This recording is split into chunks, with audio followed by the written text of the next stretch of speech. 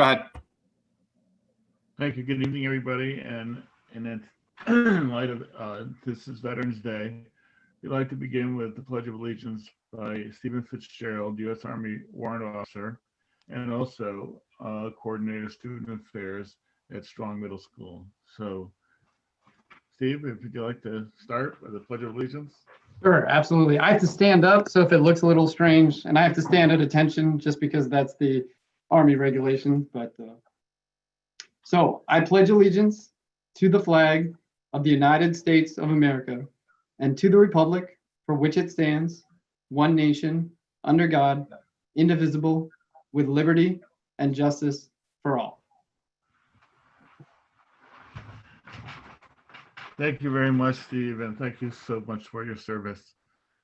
And thank you for being really important to our kids at middle school. I really appreciate that. And I actually got to present a little bit to the middle school students. Dr. Serena was talking about it earlier, but it was a really cool thing where we got to talk about service and what kind of service can look like in all forms. And we're just talking about the uniform in general and kind of what our own uniform could look like as a student, as an adult, as a board member. So I think that's just important to keep in mind because we all have a role to play in this community. So I want to thank all of you for your service and for your time tonight. And I really appreciate it. And if you don't mind, I'm going to actually have to go and put my daughter to bed. If that's okay. Just because actually commanding 40 soldiers is way easier than putting a toddler down for time. So. Hey, Steve, just one thing. As I mentioned to you, I was driving into work while I was listening to you talking to the kids and was so curious about what feedback you might have gotten from them afterwards.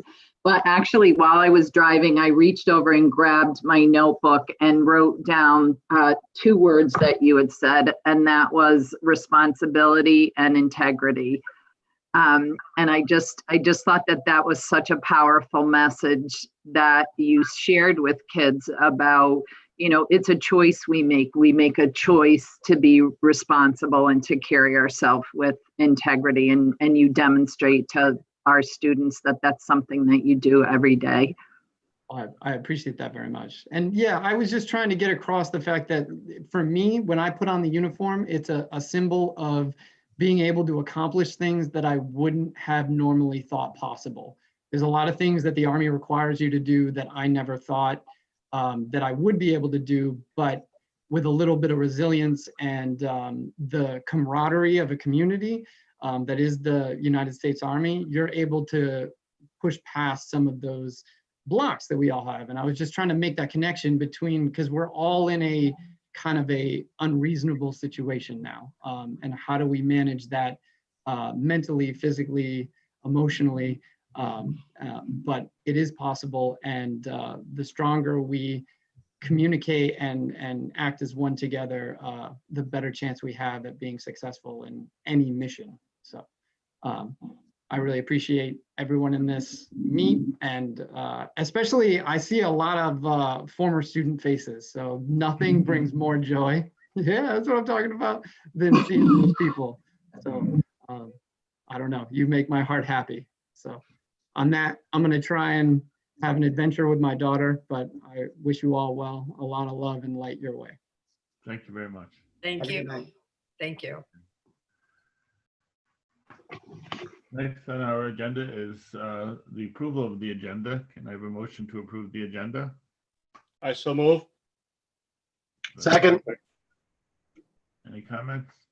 All in favor, please say aye. Aye. Aye. Next is public comment. Ken, do we have any public comment at this time? We have no callers at this time. Thank you. Next, we have a presentation from Drea. Drea, is that how you say your name? Go ahead again. Yep. All right, Drea, go on, you're on.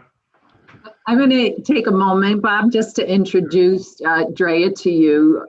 Drea is going to be telling us her activism story this evening, and that activism story includes the results of her activism, which is a donation to our school. And the reason that anyone can tell their own activism story is because they're an activist. And so at 10 years old, Drea is a 5th grade Memorial School activist. And she is wise, she's courageous, and she is outrageously intelligent. And so often we have students who come to board meetings and we think, oh gosh, you know, someday those kids are going to be on the world stage and we're going to be able to say, I knew them when. Well, Drea is already there. And so I am so proud to know her.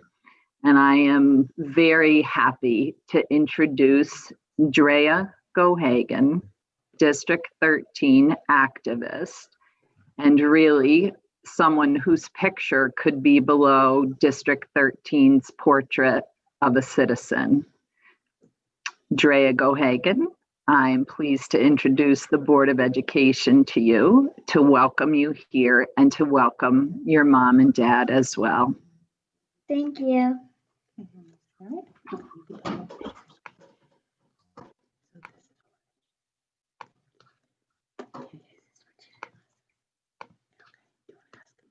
Is the only thing you see in her presentation? Yes, we can see it. Okay. You don't, do you see her notes or no? No. Perfect. My activism story. Hi, my name is Drago Hagen and I am 10 years old. I'm in the 5th grade and I go to Memorial School, but I go remotely. I love my teachers, Miss Mariani, Mr. Bruin, Miss Hamilton, Miss Hakelah, and Mr. Scotty. What people don't always notice about me is that I am black and white. I am mixed and I love it. It's who I am. I love being black and white and I love my family. This is one of the most important things I want people to know about me. Like most families, we're a little crazy, but we have lots of fun and we love each other. Dr. Serino asked me to come here today and talk to you about my activism story and to share it with all of you. So let's get started. My parents tell me my activism started in kindergarten when I asked them, Miss B and Miss Lucier, to help me find more books about mixed kids like me. It made me feel so great to find books about kids who knows what it's like to be mixed. I have been an activist for a while, but sometimes I'm nervous to tell my teachers and friends about it. But it all changed this year. Let me explain. In December 2019, I was invited to dance with Connectic Dance, a professional dance company, for their show Nutcracker Sweet and Spicy. Dancing in this performance may be the best thing to ever happen to me. I got to dance with professional ballet, hip-hop, jazz, tap, and salsa dancers. They were black, white, Latino, mixed, gay, straight.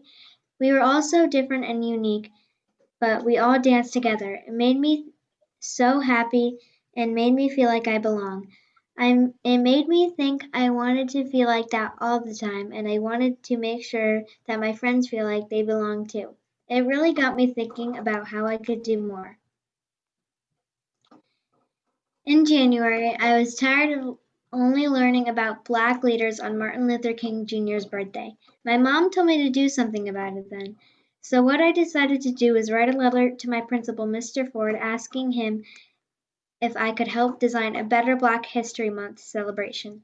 I told him in my letter that I know Martin Luther King Jr., Rosa Parks, and Ruby Bridges are Black American heroes, but there are other Black Americans that me and my classmates should learn about.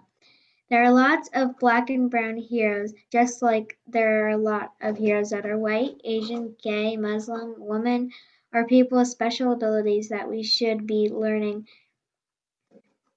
about them all of the time, not just during Black History Month. Mr. Ford, let me help designed the celebration for the school. So at the end of January, I stood in front of my school and told them that each class would research an important Black American that made the United States a better place.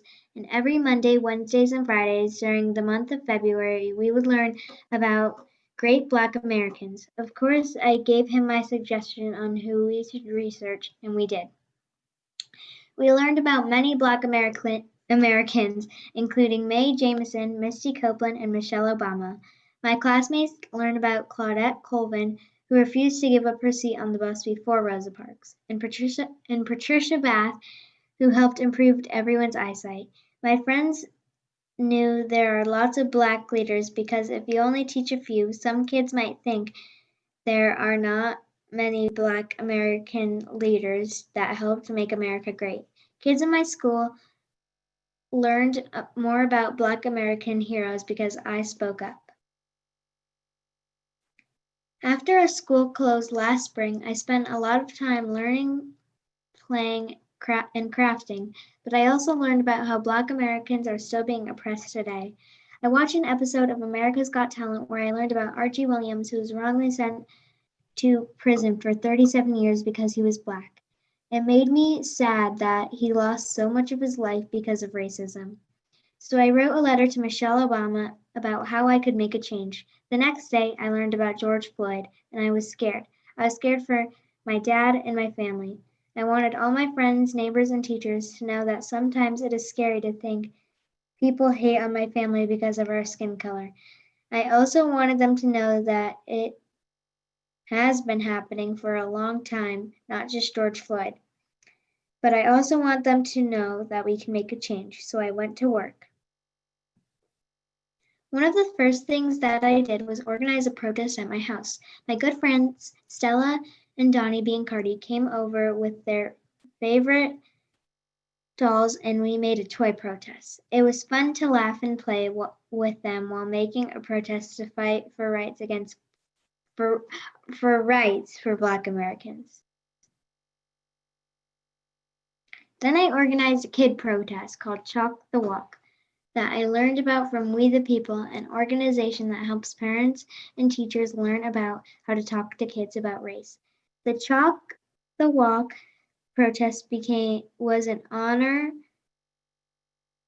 honor the lives of Black Americans killed because of racial injustice.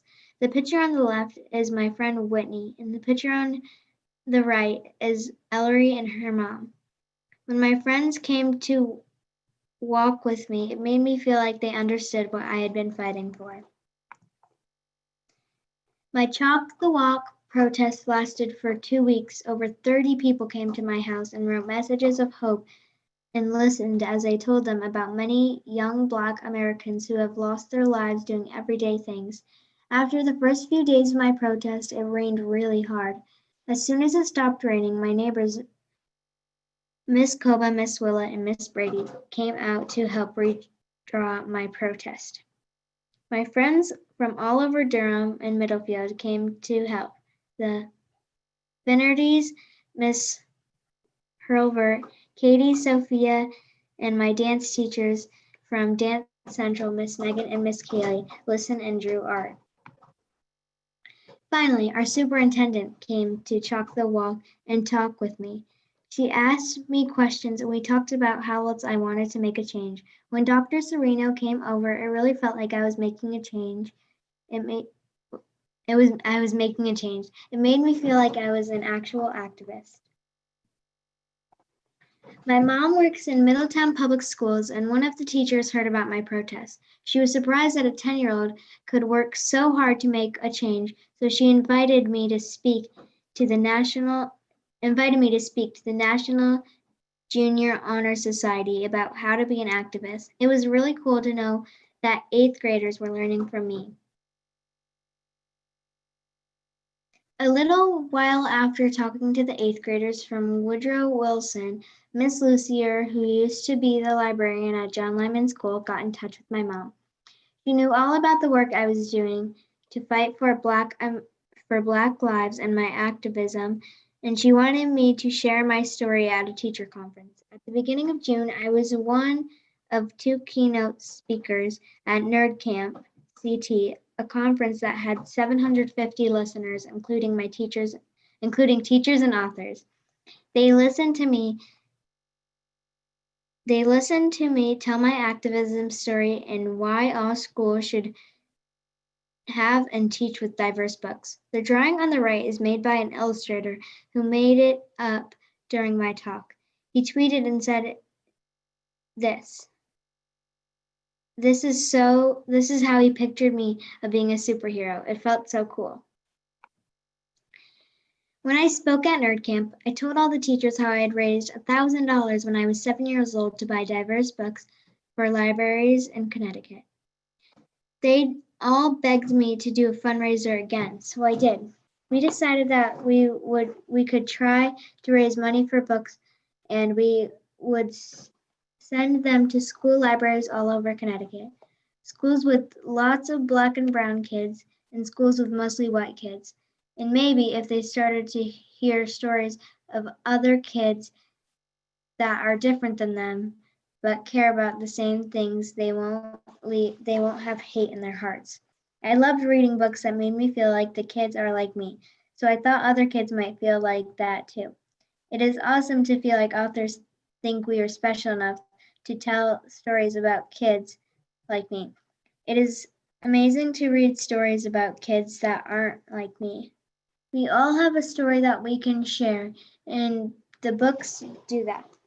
So I started my fundraiser. I designed this logo to promote my fundraiser. My goal for the fundraiser was to raise $1,500. My plan was to use $1,000 to buy diverse books for schools and $500 to have speakers teach.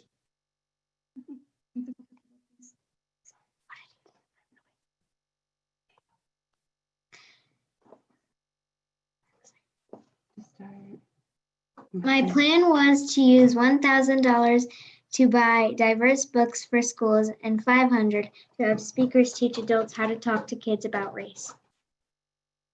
I used GoFundMe, and my parents helped me share my fundraiser all over social media.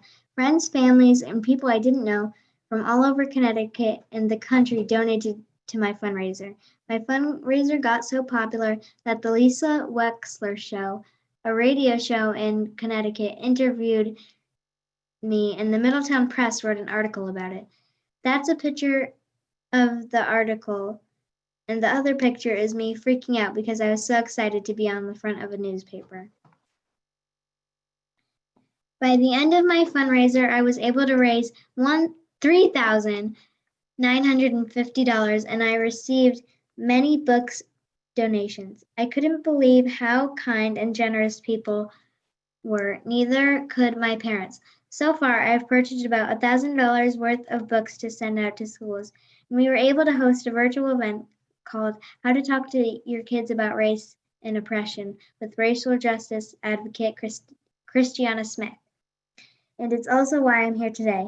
I'm donating $500 to Regional School District 13 to buy more diverse books to go into classrooms, and I hope you'll accept my donation. I have 2 projects that I am working on now, but they are taking me a really long time to do. One is an art project that I had my friends, cousins, and other kids help me create, but it's taking a really long time to edit. The other project I started with my cousins and friend Ellery. We are creating a YouTube channel where we interview authors and illustrators on why we should have more diverse books. So far, we have interviewed 6 authors and illustrators, but it's taking a long time for me to edit the videos. So I will share the videos with you as soon as I finish them. Thank you for listening to my activism story, and I am excited to give you the donation tonight. But before I go, I have one more gift for Dr. Sereno. I drew this for her, and it says a quote from Ruby Bridges. That faithful walk to school began a journey, and all must work together to continue moving forward. Thank you for helping me find my voice, and I hope you have a great retirement. I will miss you. Okay, do you have any questions?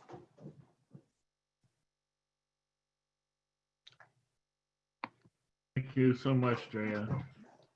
What a great person you are, and so mature for your age. It's amazing.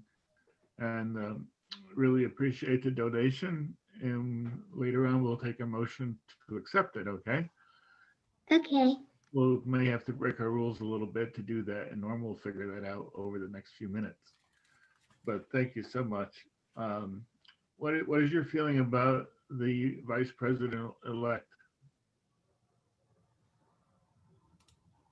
I don't know. What did you do?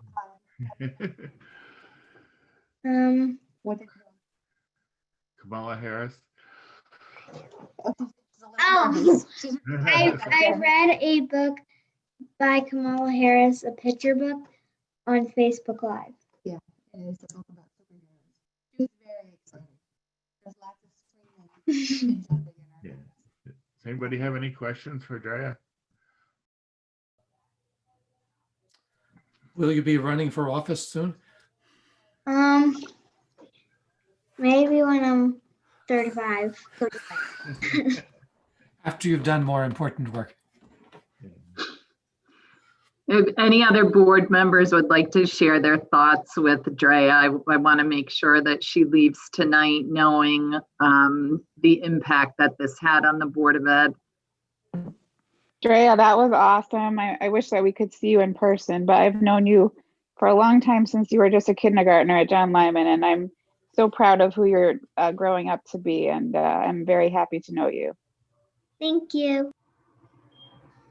Drea, this is Mrs. Caramello. My camera's not working, but I'm just so impressed. I worked with your mom for a long time, so I have to say, knowing your mom, I'm not surprised.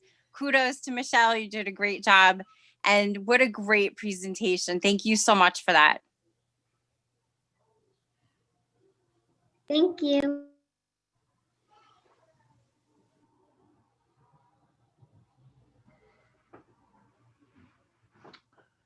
Your dad is proud of you, Booger.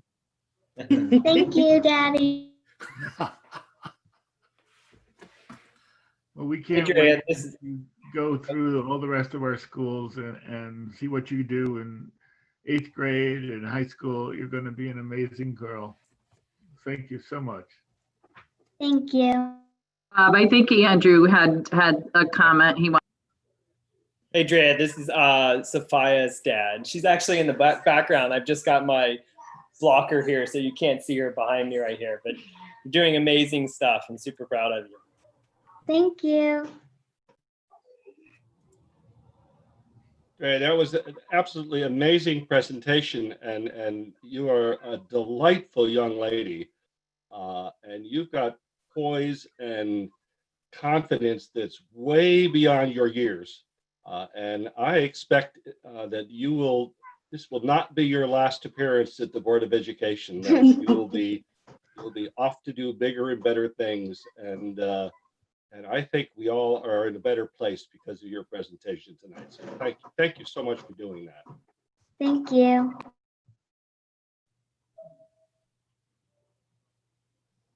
Anybody else? I think we've gotten everybody. Kath, did you want to say anything else? Thank you so much, Drea, and thank you for the donation. Did you have a school picked out that you specifically wanted us to purchase books for? We picked Brewster because we wanted, like, not just older kids around grades like kindergarten, like we want it to go to younger people because we know that Brewster has preschools too. So that's why we're donating the money to Brewster. Well, we look forward to having you help pick out those books with us. And thank you so much for being here tonight. And a really big congratulations to your mom and dad for raising such an incredible, impactful individual.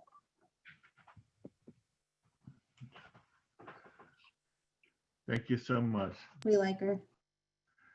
You're welcome to stay, but it might be getting late, and we can hear from the high school kids next if you want to wait and listen to them.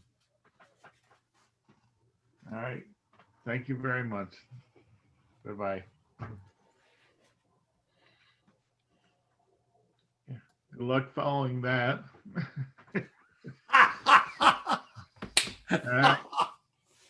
All right, we got time for our high school reporters is next, and give it a shot.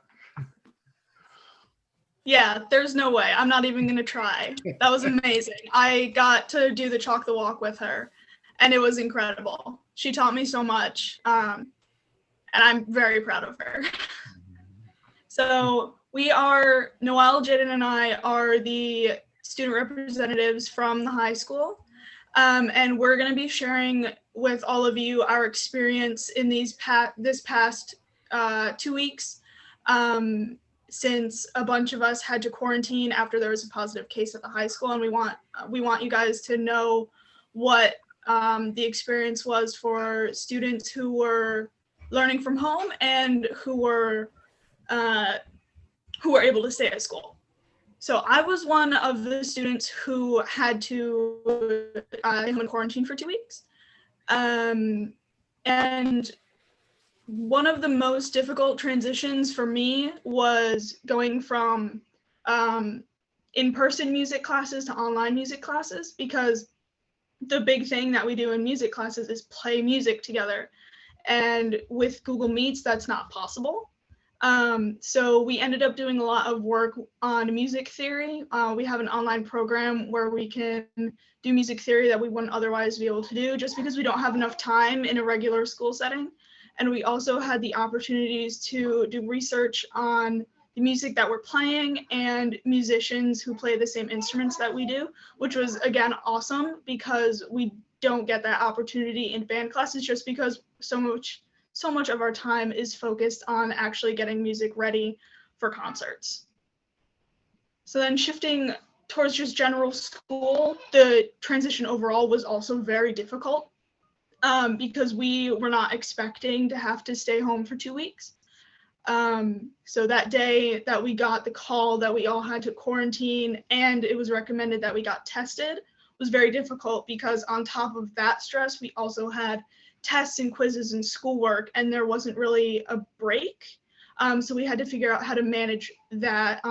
Most of the teachers were pretty accommodating if we reached out to them, but just figuring out how to manage in those first couple days was really difficult. And then after that, school was harder than it normally is when we're in school, just because we were figuring out how this transition worked. I noticed personally that it was mentally and emotionally taxing. So being back at school, even though it's been 2.5 days, has been great. I'm glad we have a constant schedule now and that we're able to see our friends.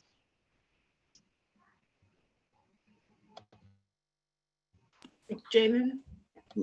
All right. My name is Jaden Astle. Thank you once again for having me and the rest of us. I was also one of the students that was required to quarantine over the past 2 weeks. So I'm here to share my thoughts also. I just want to start by saying I respect all the reasons why the large group of students had to go into quarantine.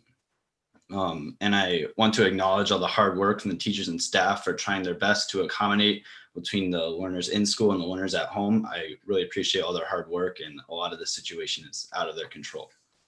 That being said, there are a few considerable problems that arise when you have half the class present and half the class virtual. For one thing, it's really hard to get an effective collaboration between the two groups to work. Sort of just a communication, especially when working on different concepts, depending on the subject, but it's hard for the virtual kids to get a clear understanding of what's going on in class, or what the new lesson might be, or how this lesson is going to be used or applied to different situations in the real world, which a lot of classes, at least that I'm taking, focus on now. It was hard to understand and conceptualize information when I wasn't physically there, because a lot of students who are there can work together and sort through it together and share ideas or help each other. And with the virtual aspect, that's not really there. Just for one example, in my science class, while I was in quarantine, we had a lab to do. And of course, a science lab is very hands-on and sort of in the moment. It's hard to understand what's really going on unless you're there experiencing it for yourself. So of course, I had group mates who were in school and they were conducting the lab for me and telling me what was going on. Although of course it's not the same, and I can't speak for all virtual learners, but I know for me, it just wasn't very helpful.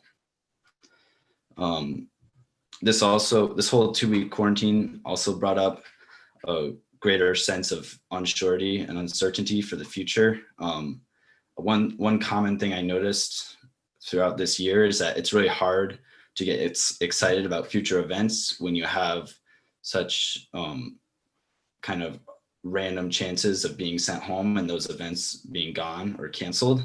I don't want to sort of set myself up or set others up for disappointment in the future when looking forward to certain things that may not happen and can very well just be canceled on the spot. Thank you, and Noelle, you can go.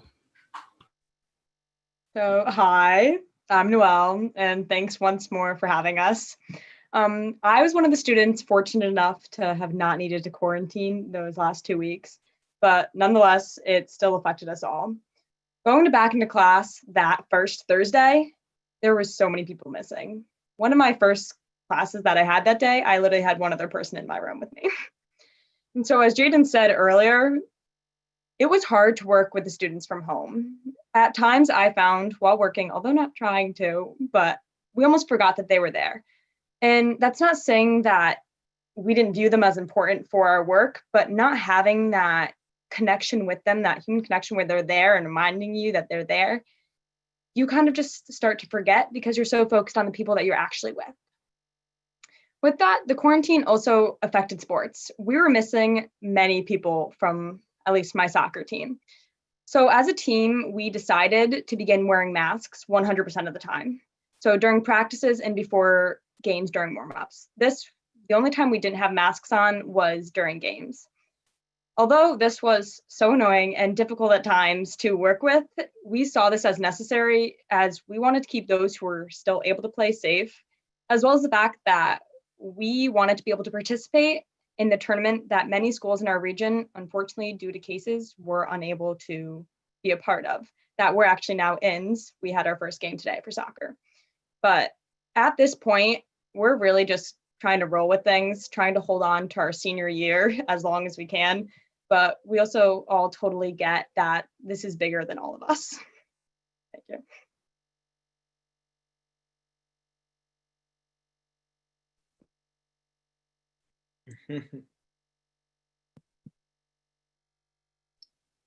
Can I just say one thing? It's strange this year sitting with my students because every year we're talking about the upcoming events at the high school, and we're talking about, right now we would be talking about the Washington, D.C. trip because that's what would be coming up. And when I sat with these three the other day, and we were talking about, what do you guys want to talk about? And they really wanted to share with you their experience that they had and that they went through being quarantined or not being quarantined on both sides of the situation. And we worked together and we talked about what it was like for each of them, and it's very powerful. And so I, off of their conversations, I then met with, the National Honor Society today, and I had some conversations with them. And then I met with my team leaders, and we're looking at ways that we can support our kids in different ideas that we could support our kids with in our school, and how we can make things more interactive, more fun for them. And as you saw, we put in a spirit day and we had a student lead that. We're going to be doing other things such as that to try to make things as positive as we can with the kids. But the key here for all three of them and their message to myself, and I think the message they wanted to portray to you this evening was, it's so important that we stay in school and find ways to stay in school for them. It is the most important thing to them, being with each other, even though it's very different this year. That's their number one goal. And I could say at the high school level and speaking to my colleagues at the other levels, the kids have been absolutely amazing with following the protocols and procedures and keeping not only each other safe in school, but our faculty and staff safe in school. So I'm applauding these three for looking beyond the normal conversation we would have with the board in the discussion coming together as a board group. And I told them that this is probably the most powerful and important conversation they could have had with the board this evening. Thank you, Brian, and thank you, guys. We've had a well-being meeting yesterday, and we'll talk about that a little bit later, but the same issues have come up. Is how do you make the rest of the school year memorable, rewarding, fun, and it's really sad to miss the Washington trip, to try to figure out some kind of alternative event in school. But it's really hard to hear the kids talk about their experience and not being there. I know that you guys are trying everything possible to keep everybody in school and keep everybody safe, and I know you're doing a great job at that, and hopefully the kids, will try to be in school as long as possible. That's great. Thanks, Brian. Anybody else? Kath? Bob, Yes. I'd like to thank actually all three of you students for sharing with us so articulately, but also so intimately what this experience has been. It has been, for me, very important to really understand. And I think you have made me really understand. Thank you. Thank you for giving us this platform to share with you all what this is like, because there aren't many times where students can talk directly with the board. And I know it's really important to the three of us to be able to share this with you. And I'm sure our classmates would agree that having you guys hear our voices is really important. So thank you. Thank you. And you can always, tell your classmates we're available by email. And I know Bob talks to people on the phone. We're not all supposed to talk to people on the phone, but I'm a healthcare worker, so I can really appreciate what you guys went through. And I guess, I am 100%. I want you guys to stay in school as long as you can. I feel for you guys. I feel for those kids that just went to college, because it's cliche, but like those were the best years of my life, and they really were, even though I love being a mom. But I guess, the only thing I can say is like peer pressure your friends, wear your mask, don't go to people's houses. Like, it's super hard not to do that. And, you want to hang out and you want to be with your friends, but we know that this is spreading outside of school. So if you guys want to be in school, then peer pressure your friends and say, guess outside and we can be apart, but don't go to people's houses. Like, that's what we need to get across to people. And it's super hard, especially with the holidays coming, but that's really what we need to get across to everyone.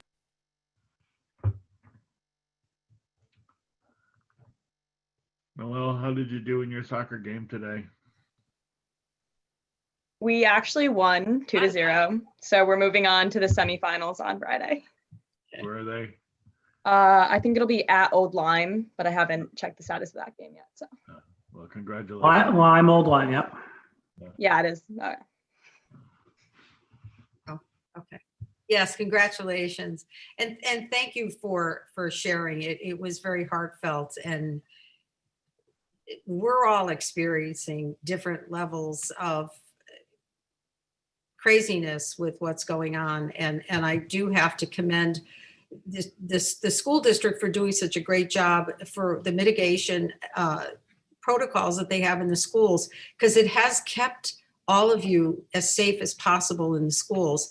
And I will kind of repeat what Melissa said, be careful when you're outside of school, because what's been happening in the schools has been coming from outside the schools. So, we'll all do our best too as adults and just hang in there is all I can say.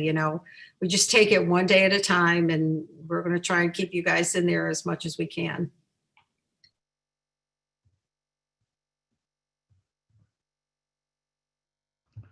Thank you. Anybody else have comments?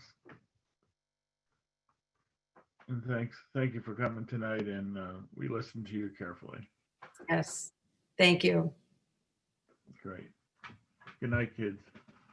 The next item on the agenda is the approval of minutes from the first.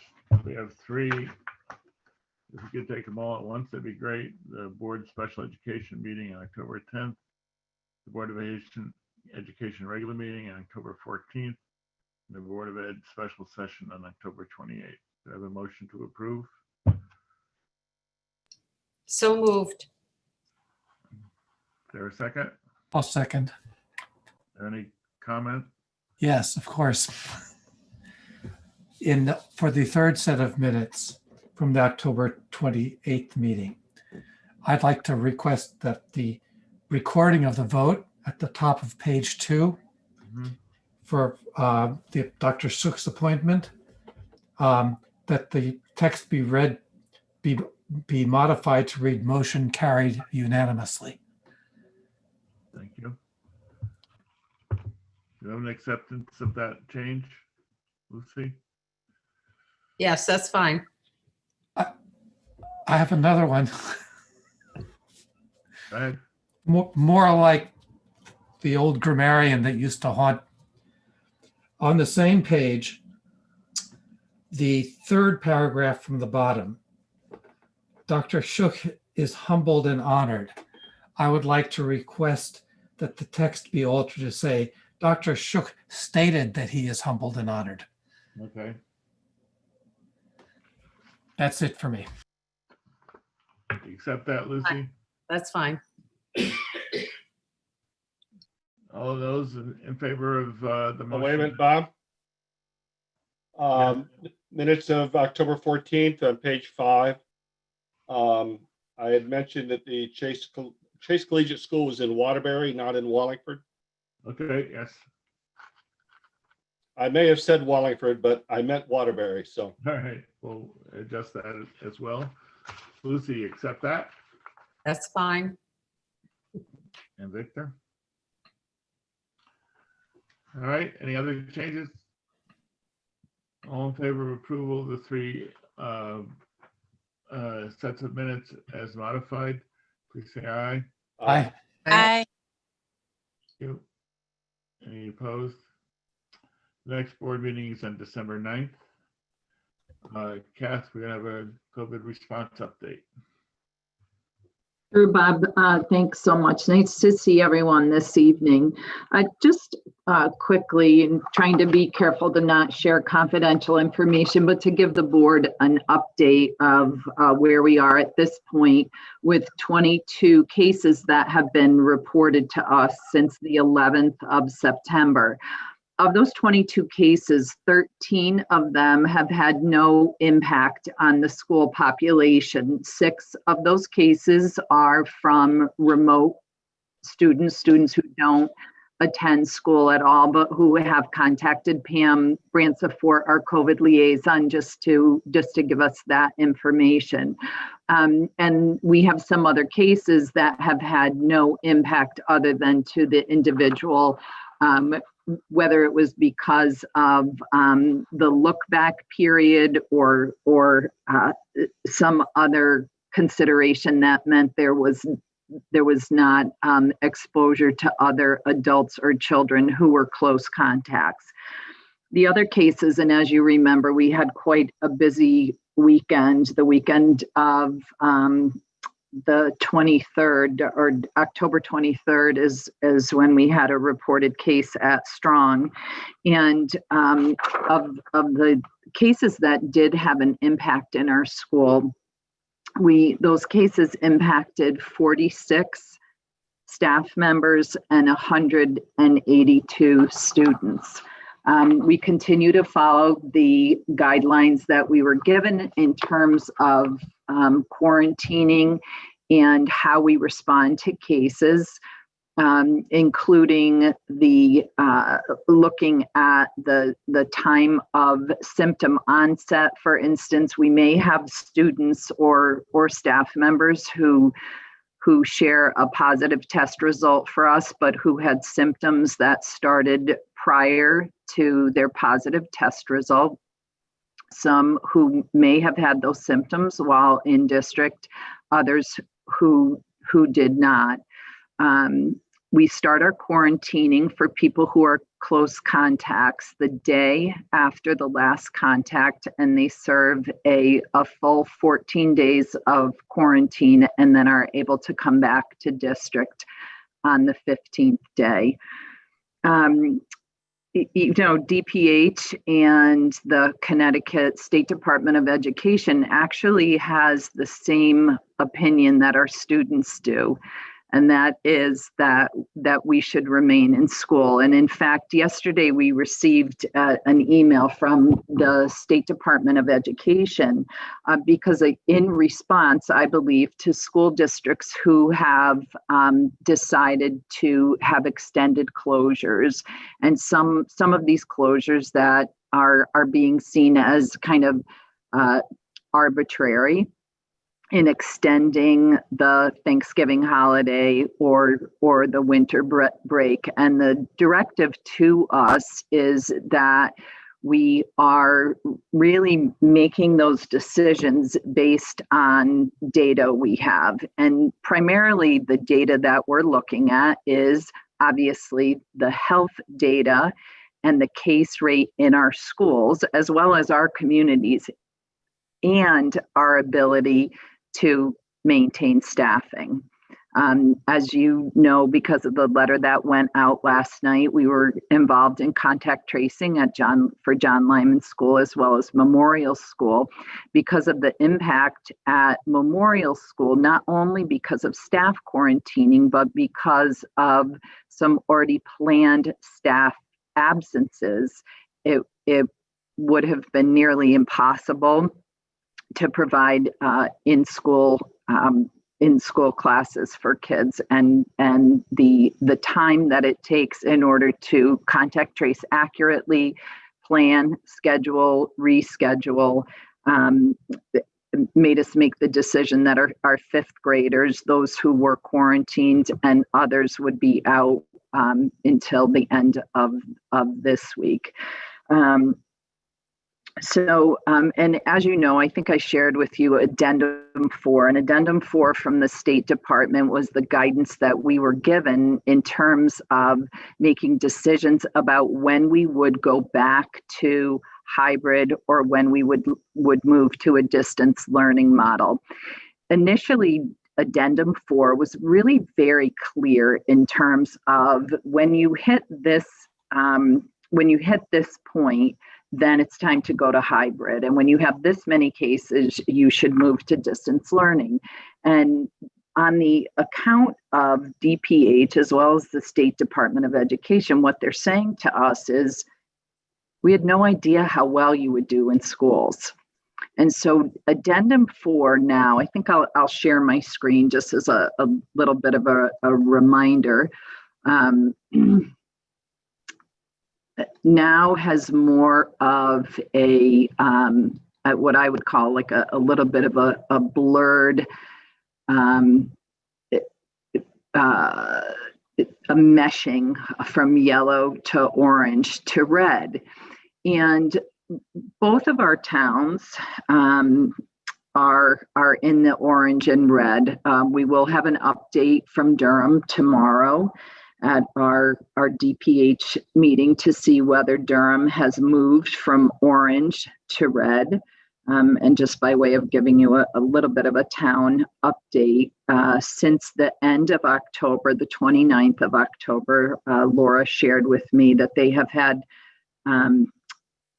12 new cases, and in the month of October, or since the month of October, totally, there have been 36 new cases.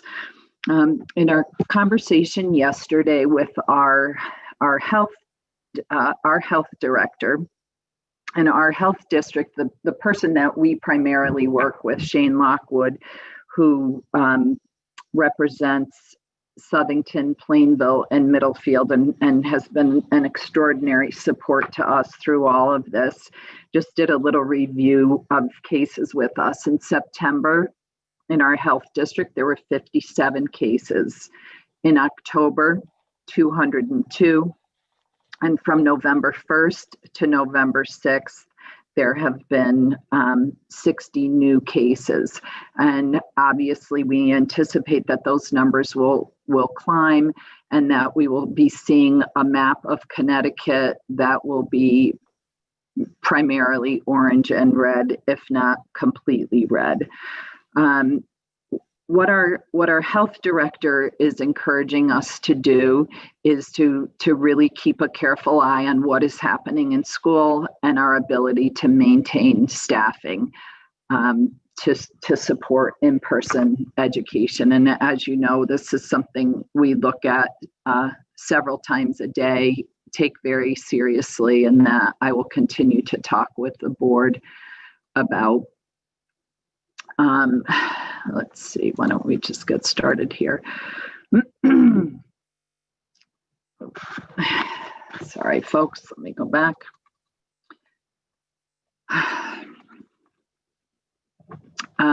So these are, as I mentioned, the directives from DPH and the State Department is to, but I will quote them: in-person education is too important for our children to disrupt their education further unless and until local conditions specifically dictate the need to do so. And while our local conditions appear to be creeping very close to our having to make other decisions, our school data right now supports us staying in school. We do have some new guidance on athletics for winter, and let's see, let's move this over here. And this is guidance that just came out. Sorry about that. And so the CIAC will be meeting on November 17th, which is next week, Tuesday, and to talk about how they'll be moving forward in terms of what they're recommending for winter sports. And the winter sports season was supposed to start on November 21st. We know that is going to be delayed. We're hearing that it may be delayed until December 5th, which actually is right around the corner. So I'll be sure to share information as soon as that comes about. Our moderate risk sports, which are basketball, which is, I think, the sport that we're really keeping our eye on. You can see that for indoors, just for kind of conditioning, they're recommending it. They are at this point recommending that masks are worn during basketball. Team practices are still being recommended with using various modifications that they've suggested. What you'll see here in terms of in-state contests between teams, still recommending with the new executive order, in-state multi-team meets, and definitely out-of-state competitions are not recommended. And I imagine that will hold after they meet next week. I did also wanted to talk to you as briefly as possible, although the process that we use for contact tracing is rather time consuming. I just wanted to give the board a little bit of an update now that we've had a little bit of practice with this, how our process goes in District 13. And we say contact tracing, but it's not just it's contact tracing and a whole lot more. So each of our nurses and Pam Bransafort, who is our COVID liaison, and I do need to add COVID liaison extraordinaire, as she is a person who is incredibly knowledgeable, detail-oriented, organized, and absolutely unflappable. So she has been invaluable for our school district. People notify their school nurses as well as Pam, who keep a line list. And the line list is data that's kept on staff members and students in terms of those who may be awaiting test results, who have been experiencing symptoms, who may have a close contact or a positive case in their home, or have been identified as a close contact outside of the school. So Pam and the nurses keep all of this data. Once we have a positive case, Pam notifies me right away, the school nurse or nurses, and the principal.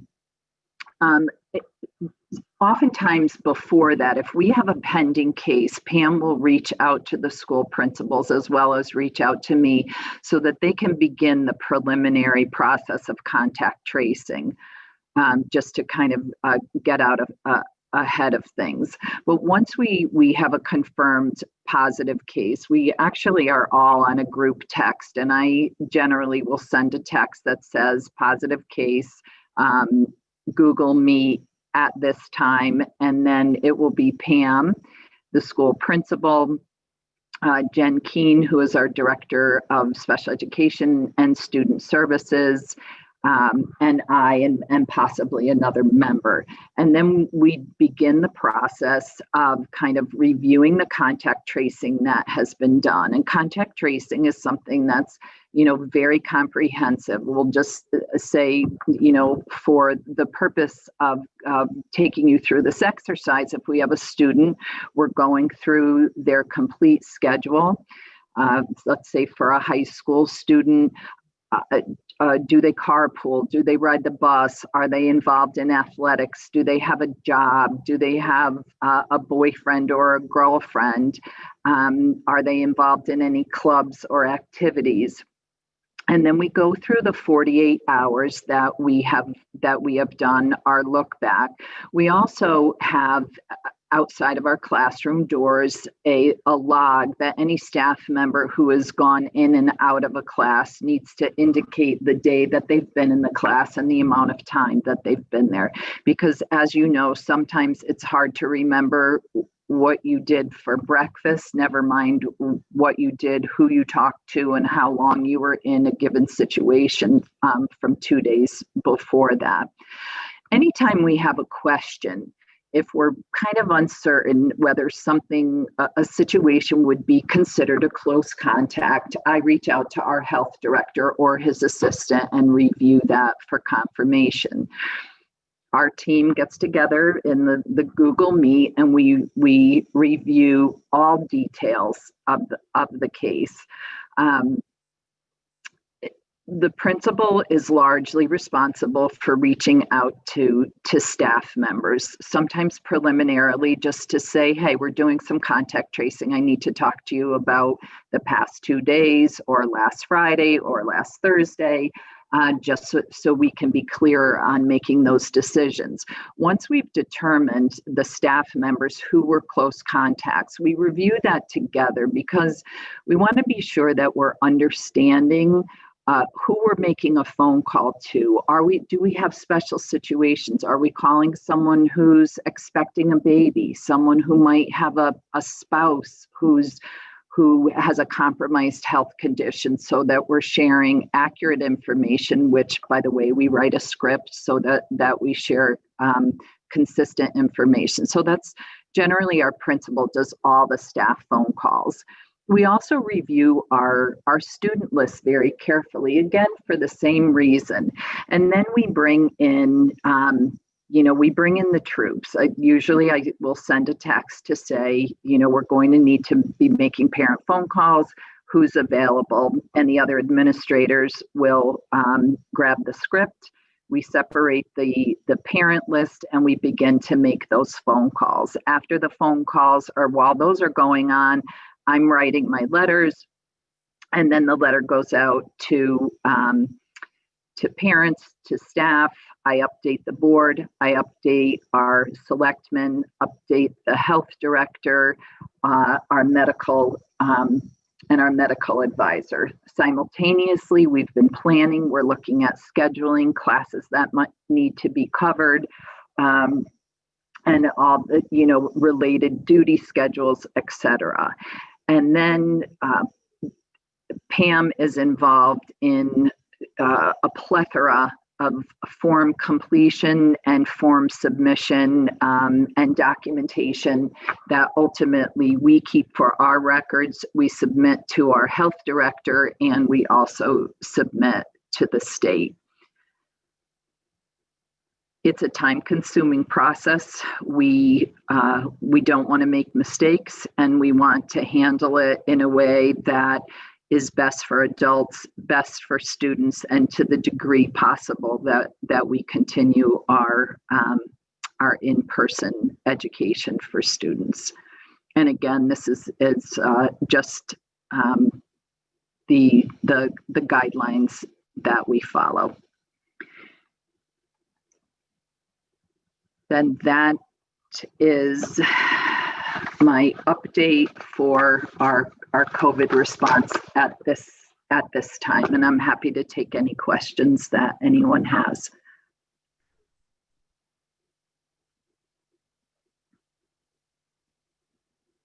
Any questions from anybody? It sounds really complicated. I'm impressed by the amount of stuff that has to be kept track of. And I'm especially impressed. In fact, I want to ask, tracking boyfriends and girlfriends is anecdotal, or do you keep a database? And if so, congratulations.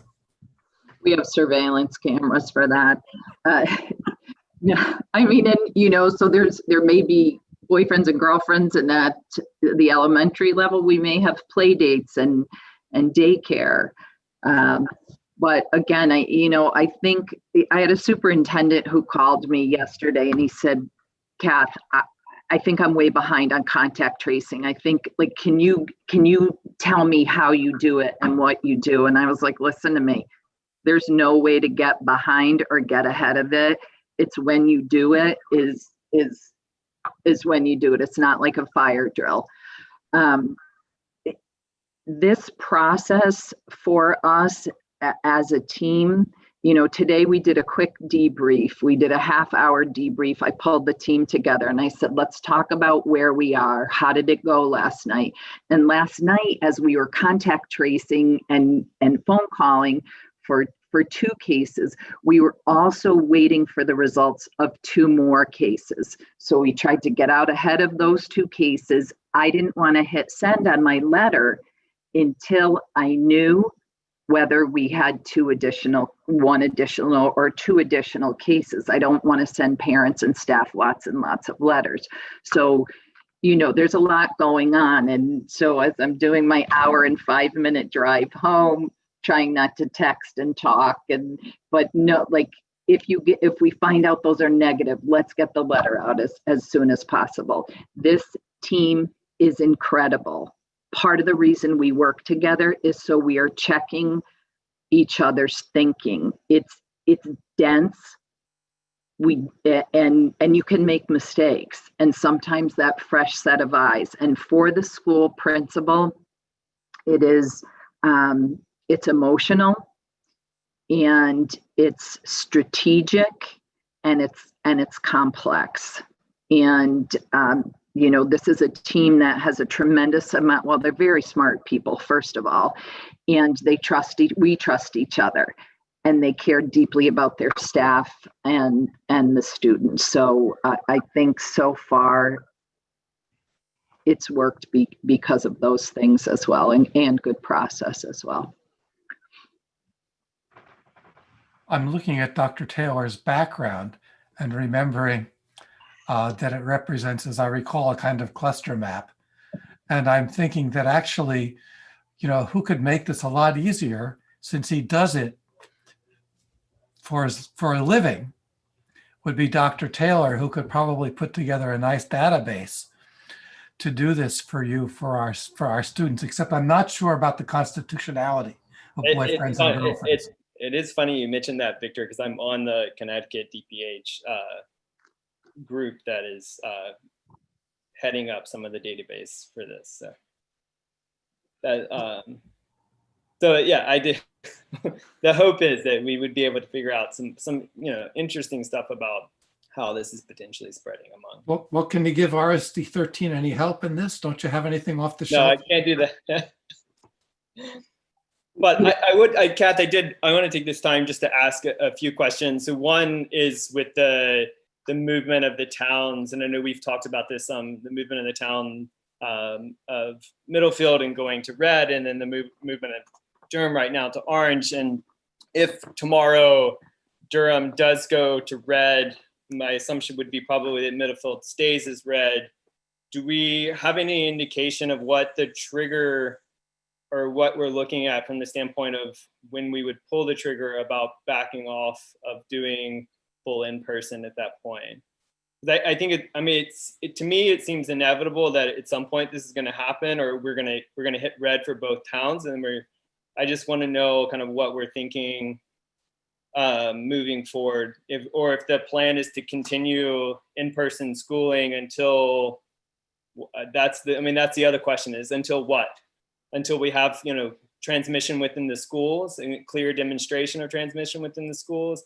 I think we just need to have flushed that out, because you're right that the state has, unfortunately, I think, been not very clear about the parameters they have set in place, and they've now pushed that back to the municipalities to make those types of decisions. I think that's incredibly difficult. I think it also, creates opportunities for huge variation between different municipalities. And I just to give, I think, maybe the board and also even the town some clarity or some kind of heads up about what may be coming if we do kind of hit that situation.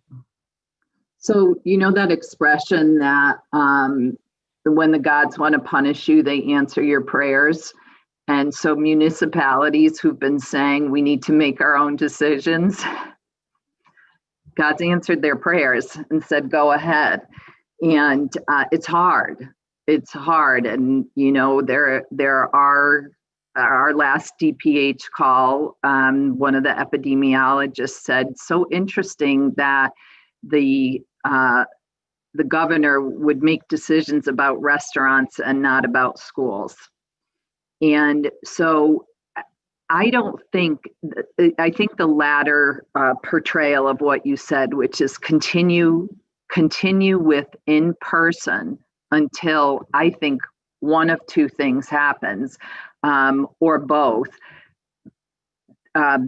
Spread in schools, and I know some people say, like, how can you tell it's not transmitting in schools? This is a very common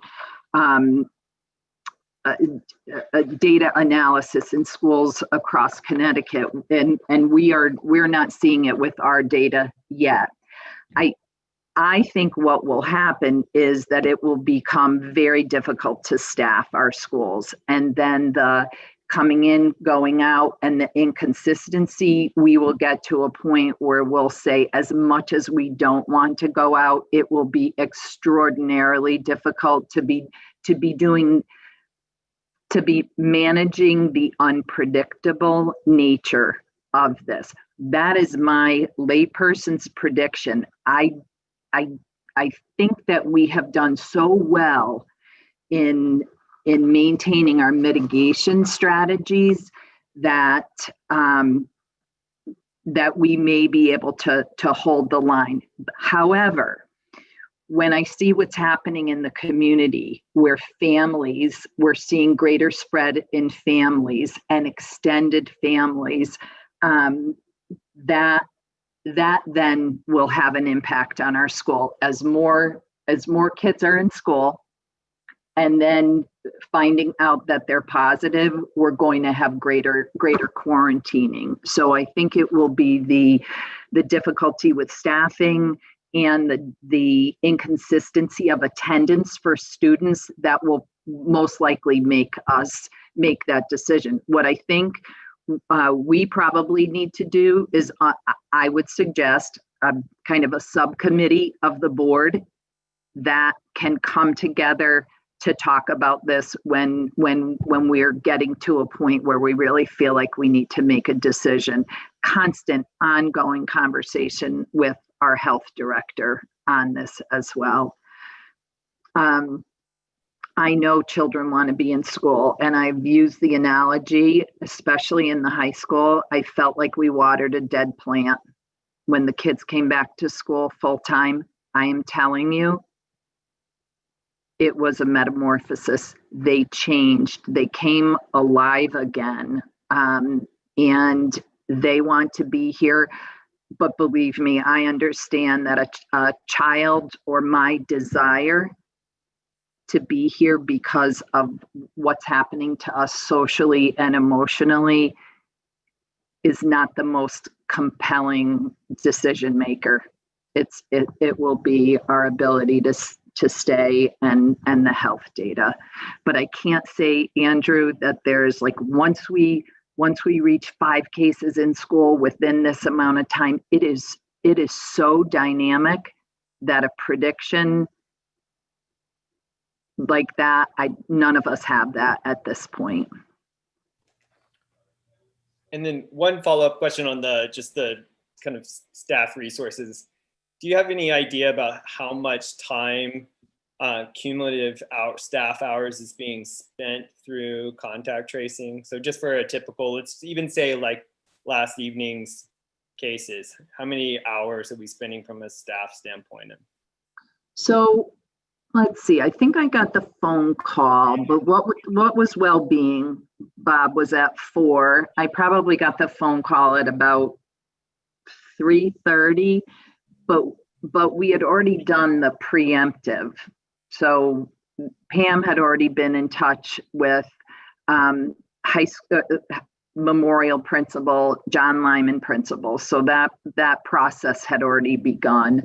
And then, so, they probably both had worked on that for a couple hours prior.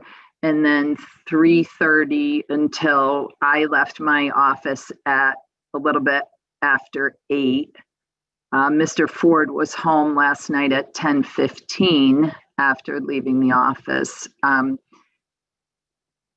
It's a lot. Is the team just the principals, or is it a larger team that's doing the contact tracing? Or some of it depends, Andrew. It depends on when you get the call.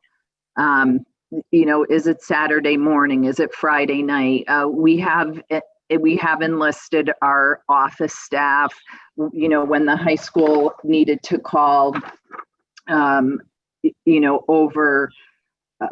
over 100 students, we definitely, had to enlist a team of people that were outside of the administrative team. And in fact, that was part of our debrief today, was to build a larger cadre of communicators. And we've tried to stay back from the kind of doing a recorded robocall, because we think that the personal outreach, that's very District 13. We want to connect with you. We want to make the personal connection. We want to answer questions that you have. And I know on the planning and response team, I don't know if it was last week or the week before, where Laura said that they had received grant funding to hire somebody to assist with contact tracing. What gets a little bit tricky about that is we're the ones who know our people. And there are nuances. So it's hard to say on average, and I will use a highly non-scientific term to say an awful lot of time. Thanks, appreciate it. Sure. Kath, has there been any thought to doing anything especially preventative around the looming Thanksgiving event? Actually, no, and that was part of what that email that we received yesterday was about. That's an encouragement not to extend the break as a preventative or precautionary measure, but to sustain in-person learning. Day by day, Victor, day by day. You know, I share my best thinking, the information I have, knowing that on any given day that can change.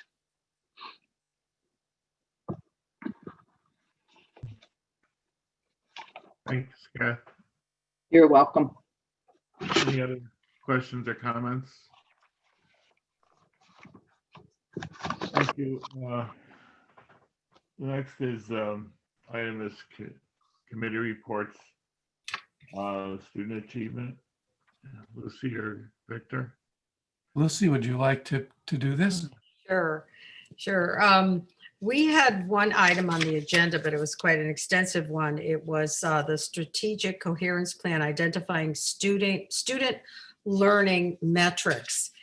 And I'm going to try to put it together as concisely as I can and just give you the basics on it.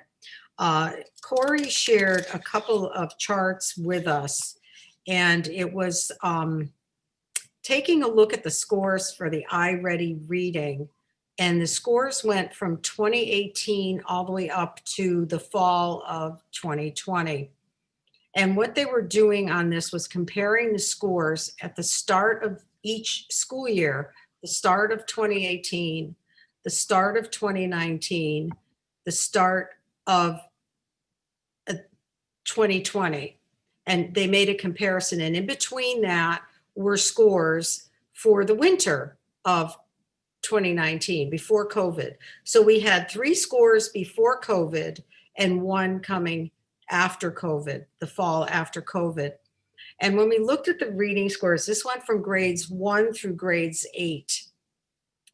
And they're looking at the starting points for every year. What scores do the students get when they come in grade 1? And then how does that compare when they came in grade 2?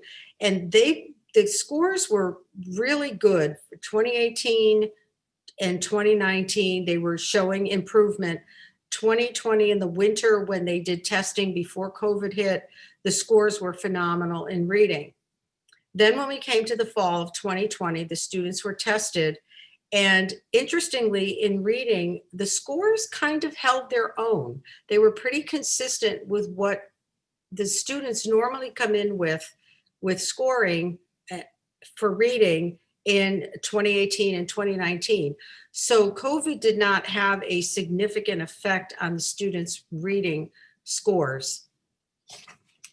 Then we took a look at math, and we did the same thing.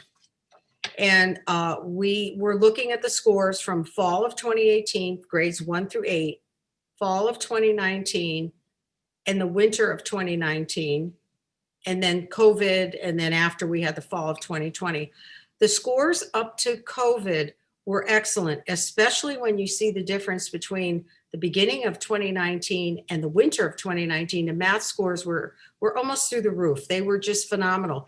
And that's a clear, I mean, when you're looking at these winter scores, those are a direct result of the teaching, the learning, and also all the curriculum revisions that were done. So you really can see that we're right on track. And then COVID hit.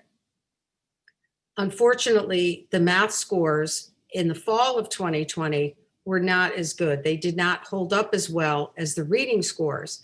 And we did have a discussion on that. And basically, we felt the reasoning was that when you're reading, you pretty much read with everything you do, whether you're in school or not, there is some degree of reading that you're doing.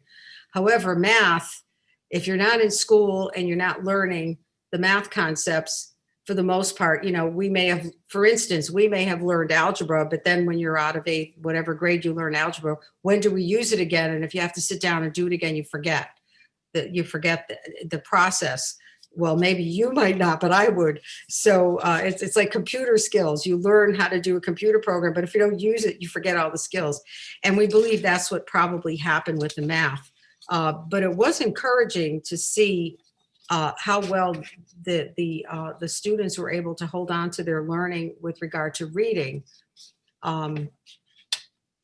So as we continued on, we were taking a look at, as Kathy was talking about the state, things are always changing. Well, luckily the state is really being very realistic. You heard the emotions of the students, and emotions are a very key factor here. And there was a take-home message that was put out by Ajit, who is the Chief Performance Officer for the Connecticut State Department of Ed. And it had to do with the state's focus with regard to accountability due to COVID. And I'm going to read the statement. It's not very long because it's pretty telling as to what direction we need to be looking at going forward with in terms of accountability. And he says here, and this is quoted, "The question is not whether we can calculate accountability results in 2021 in ways similar to before COVID. Some argue we can. We disagree because so many accountability indicators are dependent on data from the previous year. We think the important question is whether we should calculate accountability results in 2021 in ways similar to before COVID. Our answer is unequivocally no. We are not shirking accountability. Rather, we contend that to help students succeed next year, accountability in the 2020-2021 school year should focus on providing information directly related to the activities that truly matter." As a result, the Connecticut State Department of Ed did a revision of their accountability for 2020-2021. Their basic focus was, and I'm reading this to you because I don't think it's in the records, and I'm not sure you received these. There's three slides that I want to share with you. Behaviors and or documentation that the Connecticut State Department of Ed is looking for. They're looking for school districts' plans to ensure the health and safety of students, staff, parents, and other key stakeholders, including addressing transportation, safe distancing in classrooms, health screening, and protocols for when students and or staff members become sick or infected. Research, they're looking for research-based plans to address students' social and emotional needs and providing evidence of successful implementation of these plans. They're looking for assurance that all students, whether in person or remote, have legitimate access to high-quality curriculum and instruction that gives students a credible opportunity to learn grade-level content. They're looking for evidence that all students have access to dependable internet access and devices that allow them to do their work without barriers. They're looking for prioritizing small-scale, fine-grained assessments over large-scale survey assessments to help teachers support students move to grade-level standards.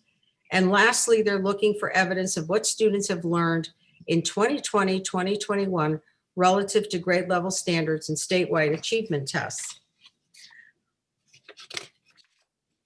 As a result of that, and I just have two more things, Region 13, Corey put out a statement in terms of the refocusing of the accountability, the academic accountability that we're going to look at for students. And she says, our world and district are experiencing a global pandemic, nothing like we have ever experienced before. We will not be the same individually or collectively, in our community or globally. Our priorities for now have shifted. Our focus needs to be on the well-being of our students, staff, and families, along with creating and maintaining connections to our students and each other. In addition, we need to ensure that our students are fully engaged. Teaching and learning will always be a priority, but in order for our students to learn and our teachers to teach, social emotional wellness, connections, and engagement have to be at the forefront. And I think we saw that pretty evident with the students who were talking today, how fragile their emotions truly are. And so lastly, Region 13 refocused their accountability, and we have basically suspended standard accountability for 2020-2021.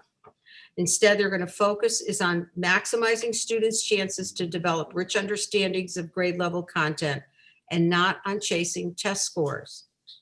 There's focus on engaging students in learning given the likely gaps in students' key precursor knowledge and skills. There's two more.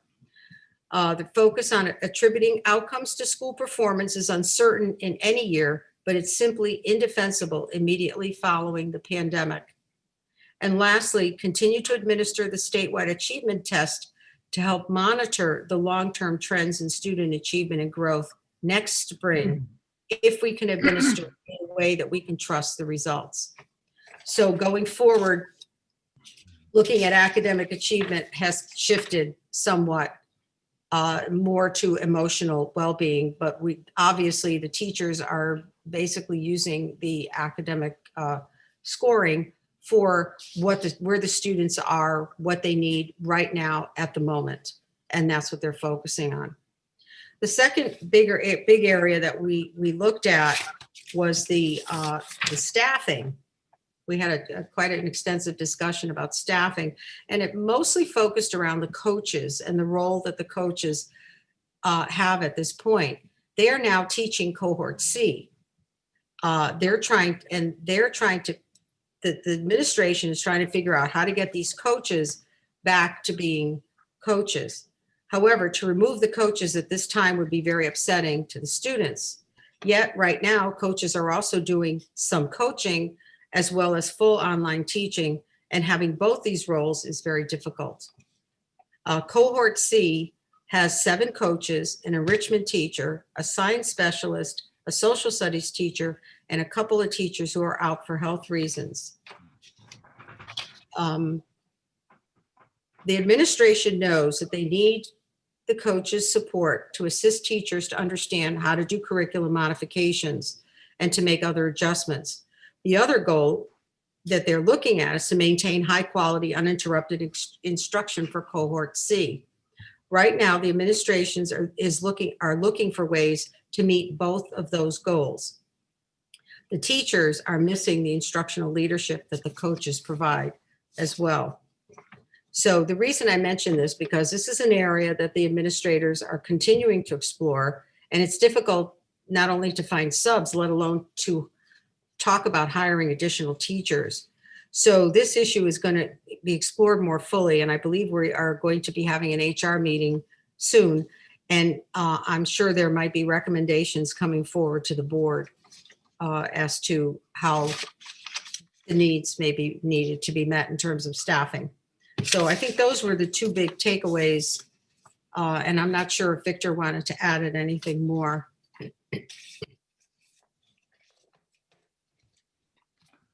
Thanks, Lucy. Victor, did you have anything Victor, you're muted. All right. Okay. The important thing was the message from the state that they're backing off and rethinking how to evaluate this year. And firstly, and the second message is that we are too. Thank you, Kath, for that. The challenges that are staffing challenges that we face are very important. And I think, as you said, the issue partly is even if we can pour money into the schools, can we find people? Firstly, and secondly, how can the system incorporate new people in a way that doesn't disrupt education for cohort C? Right, right. But most of all, I think it is that nothing is going to work if we don't create an environment where the students can feel engaged. Yep. And so that has to start. And I think we all got a lesson in that today. Mm-hmm. Thank you. Any other comments? Thanks, Lucy and Victor. The next item is the Wellbeing Committee, which met last night. Maura, are you still on?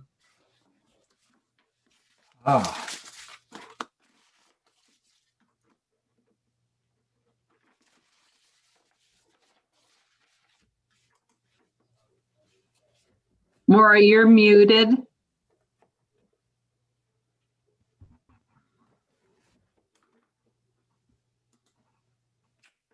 Can anybody hear me? We can hear you, Bob. Yeah. You can find Maura though, right? I'll text her to let her know. Oh, that's all right. We can talk about it. Okay. We had a student, the well-being committee last night. We had guests to talk about equity and diversity and racism. And I think we should have had Drea there. She would have helped. And but anyway, we had Pastor Becca Forney and Anna Koba, who talked about the work that they're doing in Middlefield and Durham and the book clubs they have, and they engaged to be with us in the future to help us through this issue to deal with racism in the school and in the community. And they'll be very helpful with their guidance and their already commitment to a variety of issues that they're working on. And Kath went over the issues and steps that we've taken over the last 2 years. And I think, they saw that there's positive effects, positive activities that were going on that we can conclude over the next couple of years. The other issue we talked about was the student and teacher well-being. The students talked about some of the issues they're having. They were concerned with, again, it was more of the emotional issues that we heard tonight, the amount of homework they have, the amount of time that they're spending after school working on homework. They were concerned about Wednesdays being the short days because they're so compact, they're not getting a lot out of each class, and we're looking for ways to improve on that Wednesdays. So there was it was a long meeting, and it went through lots of the issues that we heard tonight from the students, but the students were there. The teachers had the same problems. They've figured out some ways to have a recognition program at the middle school, and they're looking at ways to make the students have some more fun and how to address making sure that people are okay. And so that well-being committee is a good sounding area for how the things are actually working and whether or not the teachers and students, if there's something we can do to make their life better.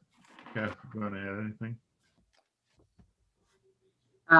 Great job, Bob. Yeah, thanks. Oh, I'd just like to add that, a point that was raised last night and then again today was the idea that actually Black History Month is a wonderful thing, but that the expanding the understanding of people of color and other minorities needs to happen more than just in that month. It shouldn't be segregated, if you will, from the activities that go on in school. And the other thing that I took away is a rather urgent sense that Wednesdays are a crisis. They're a crisis for the teachers as well as for the students. And I'll just express serious concern about staff morale around the abbreviated Wednesday meeting. It seems as if anything that could change the Wednesday schedule to have fewer classes but longer times is actually tremendously important. And I do think there's a real crisis around, which centers on that because it's the most difficult things that those teachers are facing. So that's, please think about that, Kath. My own experience as a teacher with a schedule switched to Wednesday early release is actually triple the work, believe it or not. I won't explain why, but it is that way. I don't know how it happens, but somehow. It's just the shorter class times indeed are very difficult, I think, for students and teachers alike. I think the reports that I've gotten, yeah, it's a hellish amount of work to follow the pace of it. And there's not a lot of educational payback for it.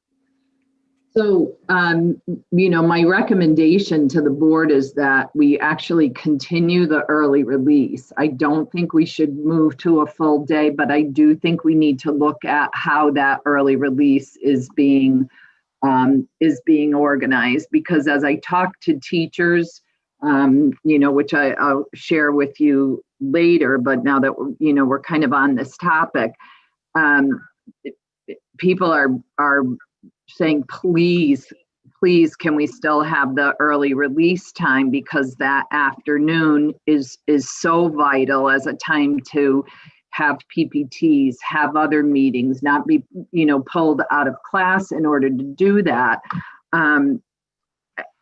And we looked at other iterations. I know that Mr. Sadinsky, for instance, had brought to some of his team leaders an idea of fewer classes, longer period. But, I think this is what we've seen with COVID, is that you may have a prediction for how something's going to go, and then in the actual implementation of it, and this, the design may not in its implementation be meeting what was originally planned. And again, Victor, I think this, as Katie said, God, we have to thank the board and administration that we have a voice in places like this. They have a voice on the well-being committee. Our teachers have a voice. We're listening to what they're saying. We take it seriously and we dial it back to, and I have to tell you, I am less concerned about the academic impact than I am about student and staff well-being. So if a shortened schedule in the implementation of which is creating greater stress, we need to take a look at that. So, yes. I wanted to add, oops, sorry. Go ahead, Maura. It's Maura. Bob, thank you so much for filling in for me. I had to step aside for a minute. But I wanted to just reiterate on that too, because that is something that I wanted to bring up. What we were talking about was, especially the older grades, but even more so with the younger grades, possibly turning that, because we said that the emphasis right now is not the top priority of academics. It is first and foremost the well-being. To turn those into, we call them well-being Wednesdays. Amy was talking about that, using that actual term, and had started to use that as her, I think, especially the strong in the high school, their periods wind up being only about 20 minutes each. So we were touching on that. Maybe that might be a great opportunity for Wednesdays to be as much of a break from the academics as possible, to give the staff that freedom, and then also something to look forward to midweek, to kind of have a breather for the staff, for the students, and then let the buildings run with it and see what they want to do as something for a well-being activity, either whole school, by teams, by grade levels, just to kind of get that momentum to kind of continue for the rest of the school week. And then we also did touch on, I know that there's 2 students that joined us that are new ambassadors on it with us, had also mentioned, and I had asked them about this too, that it seems that because teachers are so stressed, it's like we can keep saying it, but it doesn't seem like the teachers fully get that message, that the academics are not, there's not a huge emphasis as far as keeping up like they always do, or where they always are on what unit. And because there is such a strong emphasis, they had mentioned that the homework or the extra work that's being assigned in order to get to that unit or to the end of the unit is becoming overwhelming to the student. Yes, we're aware of that, and that's a message that's been shared not just by our 2 reps, and our high school administration is aware of that. And it's kind of not a new. I think it's not a new issue. It feels much more extreme right now, because we've talked about this in the past before we were in a pandemic, of kids feeling absolutely crushed by homework. And I know that it's something that Brian and Beth are working with his team leaders on. And, you know, when I give you my superintendent's report, there's some other things, Maura, that when I had my staff drop-in sessions, the feedback that I received from teachers, and I can tell you some of the things we're doing moving forward. And to the point of kind of getting the message across to teachers of, we trust you. We trust you. We trust you to make decisions. We trust that you understand your students and you understand your curriculum, and we really mean it. We really mean it. It's not a trick statement. What the tricky part is how does a teacher translate that when they are dedicated and absolutely compelled to help children learn? It's extraordinarily challenging. And so, again, I'll talk about that a little bit more when we're in the superintendent's report. Okay, thank you. You bet.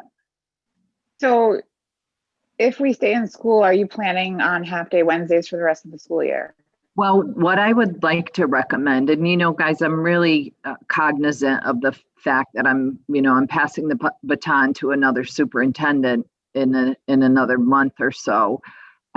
My recommendation, and I don't honestly, Missy, I don't know if it makes it worse for parents. I absolutely believe that we need to stay with the early release Wednesday. I don't know that it needs to stay until the end of the year. I think that, you know. Yeah, I mean, just from a working parent standpoint of the middle school kids having to be picked up. I'm sorry.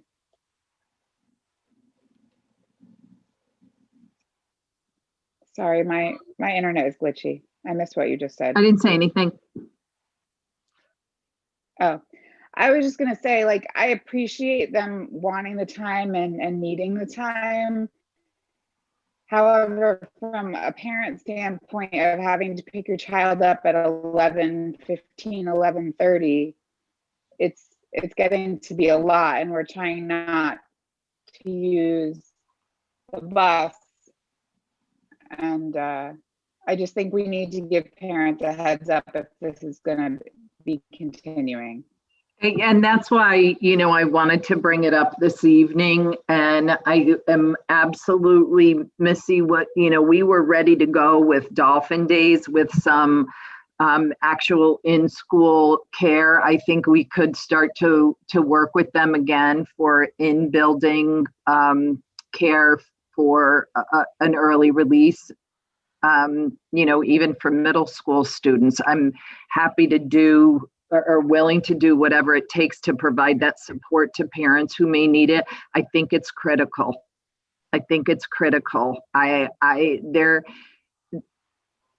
This is so, and I realize this is true for people in other professions as well. I think that it is critical that we maintain this schedule for our teachers and staff. And I would say that, I would say at least till the end of February, as we're kind of getting through the kind of the cold and flu season as well. And then reassess from there. And I completely understand the burden that this is for many parents. And I understand, I feel for them, but on behalf of everyone, I believe it's the best decision for us to continue with that early release schedule on Wednesdays. Okay. Thank you. Thank you. Any other comments? And again, we'll hear more from in a few minutes. Nope. Thank you. Okay. On communications, I've had communications from Stephen Liss about the debate club, and Kath worked that out with him. We had a fifth grader, Jacob Almadani, I think is his name, was concerned about the PACER test, the phys ed work, and wrote us a nice letter asking us if we could make some adjustments to it. And all of you should have gotten something from Meg about Dr. Shook meeting with you over the next couple of weeks. And he has met with the administrators and me, and with the teacher union, and Craig Brennanini setting up other meetings to meet with the teachers from each school.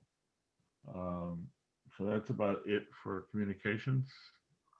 Okay. Go ahead, Kat. No, does anyone else have communications before I start screen sharing?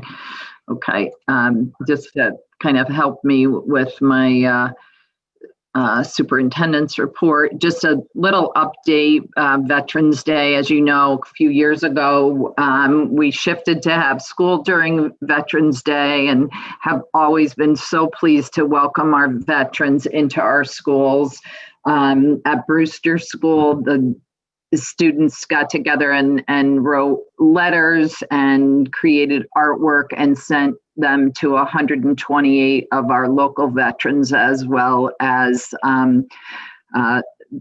veterans who are associated with our staff members. Lyman School sent cards to a veterans organization for them to distribute. At Memorial School, the Boy Scouts raised and lowered the flag today. They did a slideshow of faculty connections to servicemen and women. Also at Memorial School, they decorated the classroom doors for a gallery walk, did a great job. And then, as you know, Fitz talked about his presentation in terms of what the uniform means to me. I wanted to talk to you a little bit about snow days, because this is something that was brought to our attention as a possibility of not having snow days the way they used to be, but having snow day as a remote learning day. If we were to have remote learning days rather than the classic old-fashioned snow day, these are some of the things that we would have to be able to assure that it would have to be considered to be a staff work day. All certified staff would be expected to be available by email. If you couldn't be available, you would need to, take a sick or a personal day. I would need to work with all of the bargaining units to establish the roles and responsibilities. We would have to maintain a record of attendance. For a student to be considered in attendance, they would have to be, present for at least half of the day. Some other things that need to be considered if we were to use our snow days as remote learning days, RLDs, is whether or not there was any kind of an internet or power outage. And so I wanted to make sure that you were aware of some of the details that would need to be considered. My recommendation is that we just have snow days. If there were ever a time that people needed a spontaneous, unplanned pajama day, I would say that this is the year. I talked preliminarily with Craig about this, and we felt that a good way to go into this would be to say that at least the first 3 days would be snow days. And if it looked like we were going to be extending the school year because of terrible weather, that it would certainly be a consideration that we would make well in advance, but we would like to move forward with just maintaining our snow days. Along the continuing our conversation about student and staff well-being, and this is really a very broad summary of what we're seeing. I want to kind of go right down to on the left-hand side are our students. They're happy to be back. They want to be together. They want to have some fun. They want something. They crave the familiar. And primarily at our high school, the high school students are feeling, and some students more than others, that is an incredible amount of work. And at a time when they're feeling, again, uncertainty, anxiety, some kids, even depression, that it feels like a lot of work.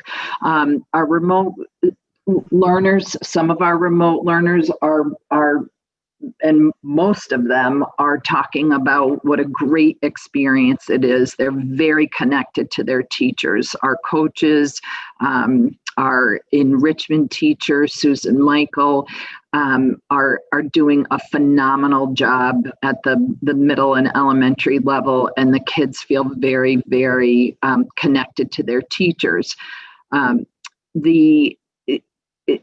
When we get to, and not too much in the middle school, but at the high school level, we do have some kids who were feeling that we really need to have a greater connection with. And we want to make sure as we persist with remote learning that we are exploring more ways to be more personally connected to many of our kids who are feeling are maybe more loosely connected. Last week and this week, I held 12 hours of just drop-in time. I had a Google Meet, and over the course of 4 days, which the last day was yesterday, just having staff members, whoever wanted to drop in and roughly address the question, what's on your mind and what's in your heart.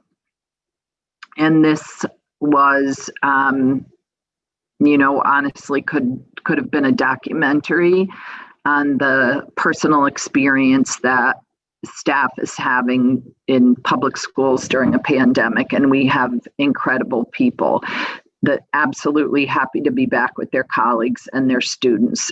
But the message of this is too much and I'm not enough. Staff members feeling like that it's crushing responsibility.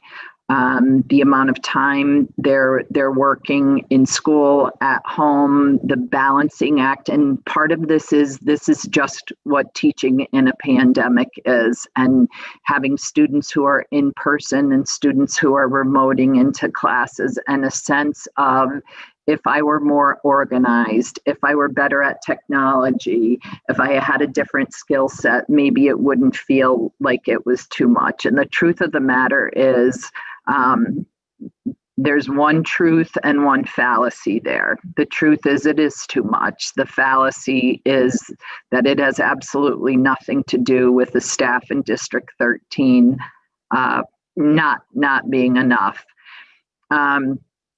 And some things, that we hadn't anticipated. Students at the middle school being quarantined and their teachers being quarantined and teaching them, and teachers saying, oh, they have questions about this that I'm not sure how to answer.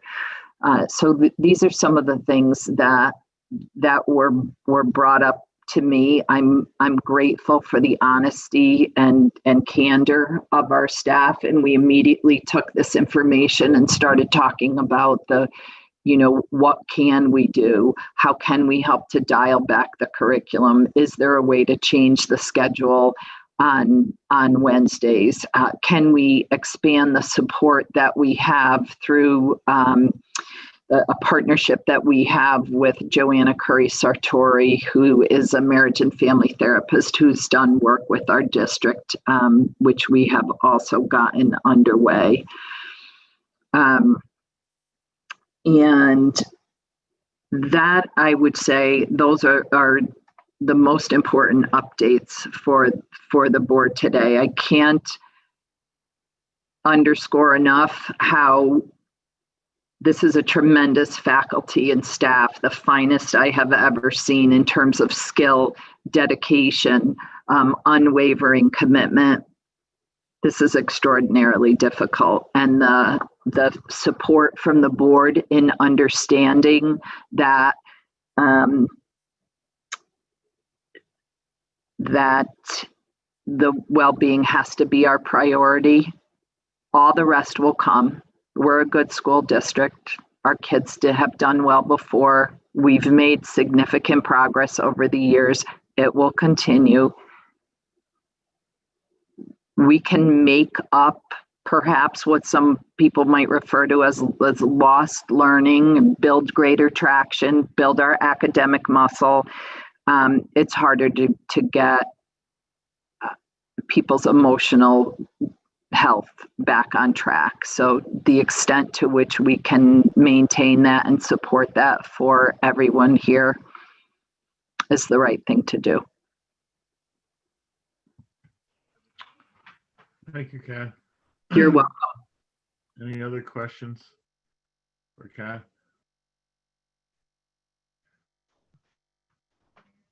I hate to move on without saying thank you again for all your work and all the faculty's work. I know that talking to them and talking to you, how hard it is, to carry on through this and the work that you're doing and the amount of time that everybody is committed to it. It's incredible commitment.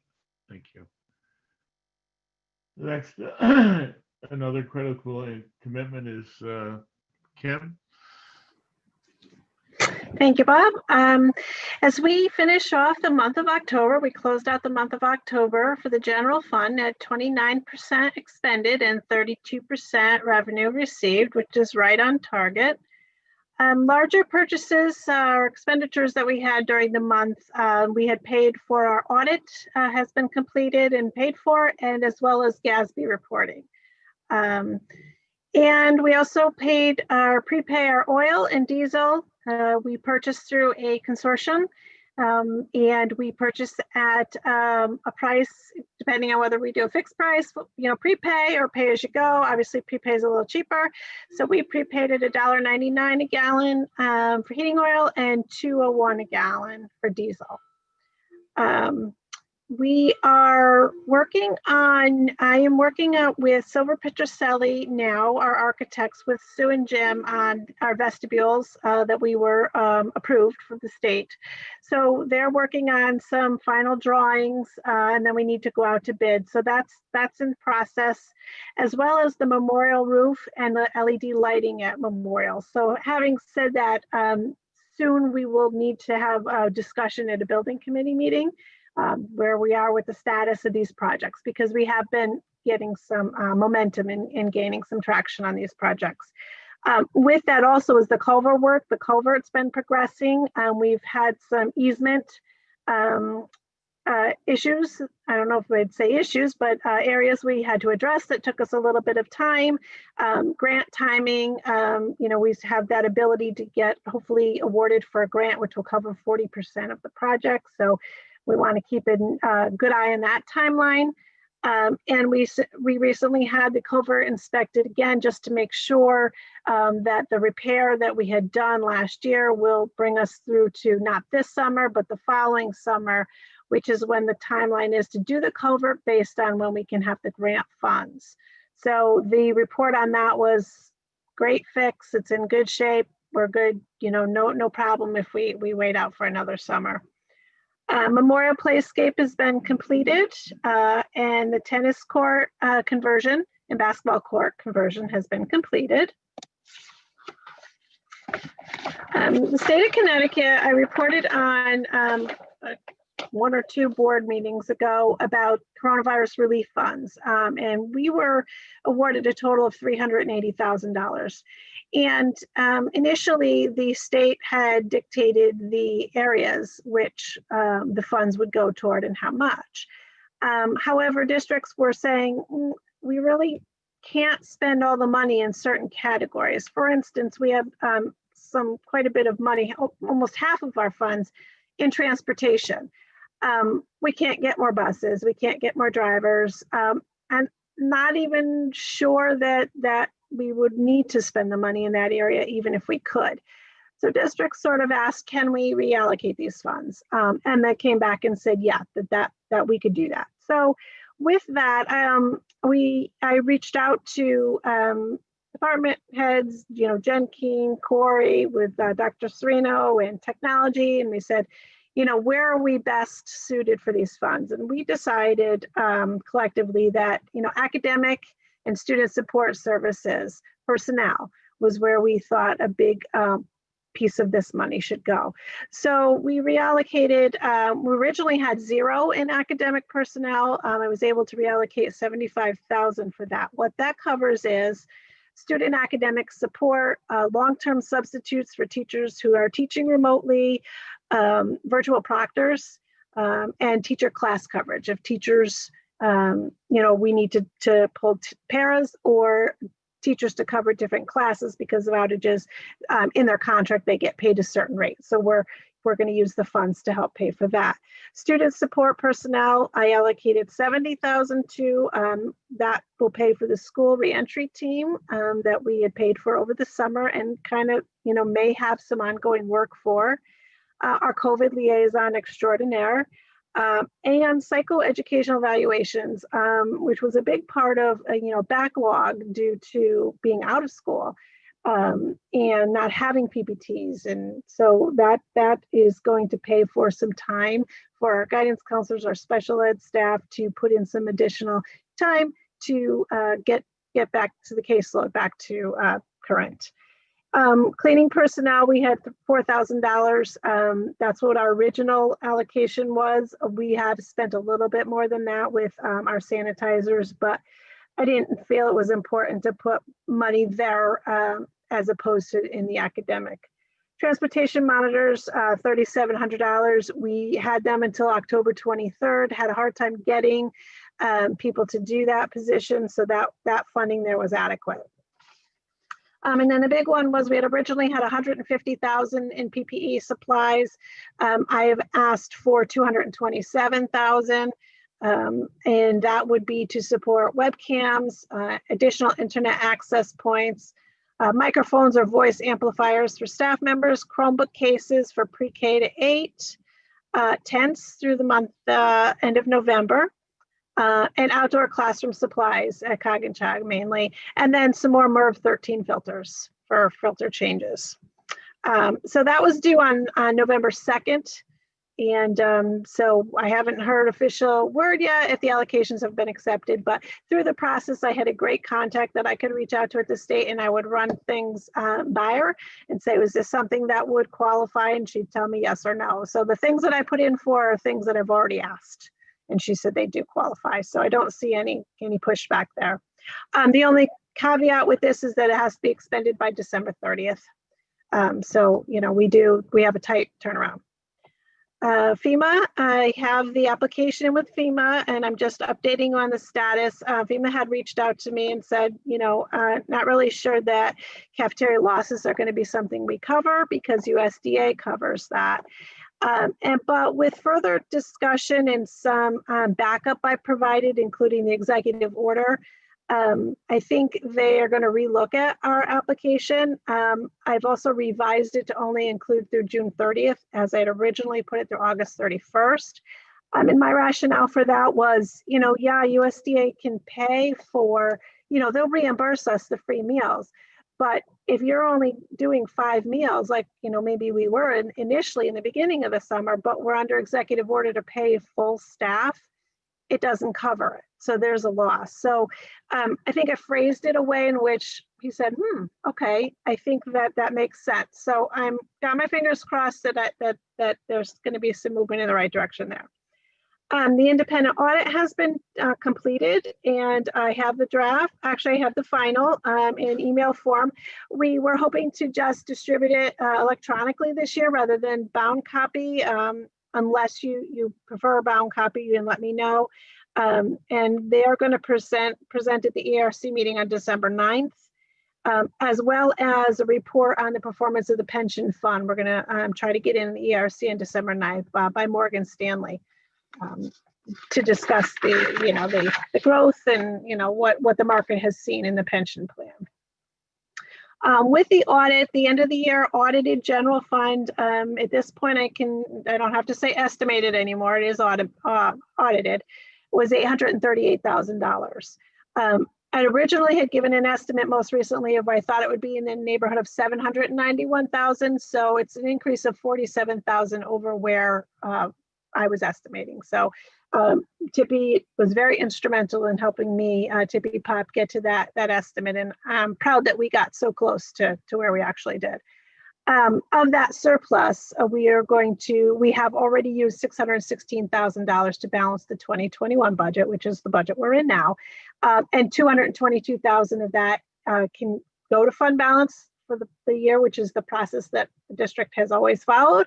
Or if we find that we need to reallocate more funds for maybe it's personnel, maybe it's more PPE or whatever the case may be, we have the ability to take some of this $222,000 and put it into the budget again for 2021 still. Obviously, that's a board vote, but I would come to you and ask for that if it came to that point where we would need those funds. Right now, the coronavirus relief funds have saved us a lot of that. $400,000 is a lot of money to us, and that has really covered all our PPE and helping us catch up with our staffing. And so we're very fortunate to have gotten that amount of money. But we have now that ends December 30th. So now going forward, the second half of the year, I don't know if there will be more funding, so we very well may need to tap into this $222,000 at some point. And that's all I have for tonight. Thank you, Kim. Thanks for all the work on getting that moved around and getting us through the expenses. Are there any questions for Kim? No? Thank you so much. I know it's a lot of work to get all this done, especially from working at home and not having able to access. Victor, you look like you're going to say something. I was just going to say that it is remarkable. You've had all this extra stuff and your plate has always been very full. And I was amazed to think, oh yes, there's still that that's culvert project. You keep track of these things which have been going on and on and on, even in the middle of this acute crisis. And I think it's quite wonderful. And you deserve a lot of credit for staying on the rails, even when the rest of us are running around just trying to find the ties. Thank you. I appreciate that. I have to give a shout out to Sue and Jim, though. They keep my head on straight. So, they're great, great support for me too. Simply the best. Simply the best. Just, Kim is quick to give credit to her team who are outstanding. We just have a phenomenal group, but, I have not worked with a director of finance who is any finer at what they do and more detail oriented. And again, like Pam, unflappable. It makes a world of difference. Sure does. Makes our job very easy. Thank you. The next is new business. While we were all working with COVID, we also negotiated a new contract with the administrators, the principals and other administrators. And Kath, you want to summarize it quickly? Kim, are you able to do that? Do you have that? I do. So the agreement was a three-year agreement running through 23-24 school year.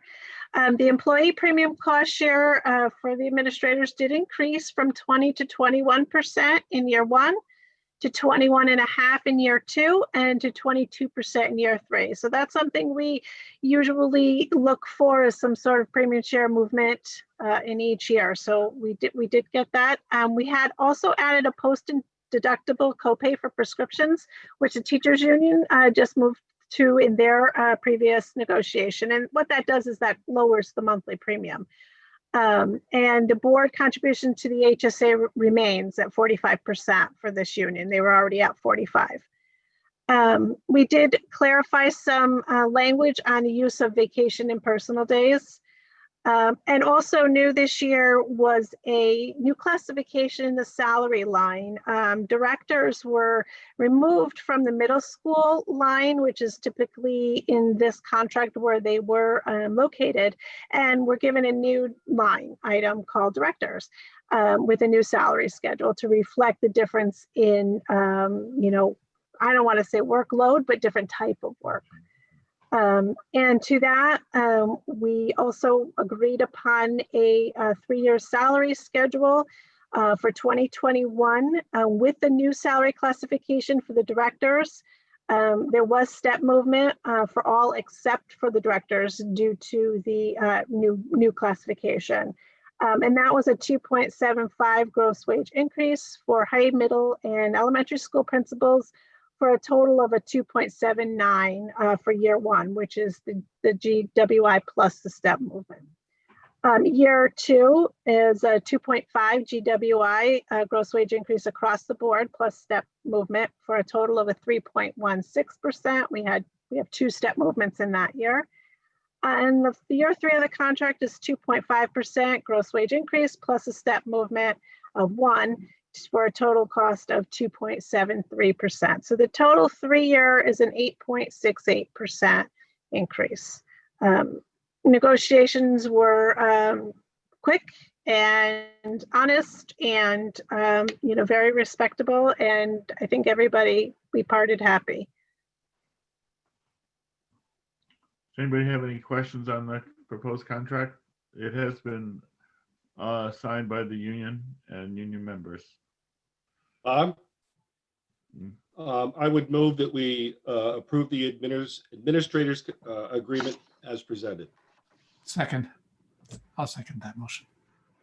Do you have any comments? If not, take a vote. All those in favor, please say aye. Aye. Thank you. Any opposed? Thank you. Yes. I think this would be a good time to amend our agenda to add item 13B, acceptance of a gift. I agree. I'll make that a motion. Yes. We have a motion to accept a gift from Drea. Oh, no, the motion is to amend the agenda. All right. I'll move to amend the agenda. I'll Second the motion. Yeah. All in favor? Aye. Aye. Now to your motion. Okay, having said that, I move that we, as the Board of Education, accept the a gift from Drea with our heartfelt thanks. Do I have several seconds? Do I have a second? From me, you do. All right. All in favor? Aye. Aye. And thank you, Kath. Can you send a note to Drea? And I also want to, but tell her we've accepted the gift for Brewster School. I will. Thank you. And what a pleasure it was to hear from her tonight. We actually already have an email from Jim Irish, who was watching. As you know, Jim is the Board of Finance Director in Middlefield and wanted to be able to share that. And so that's great community connections for us. We're making progress.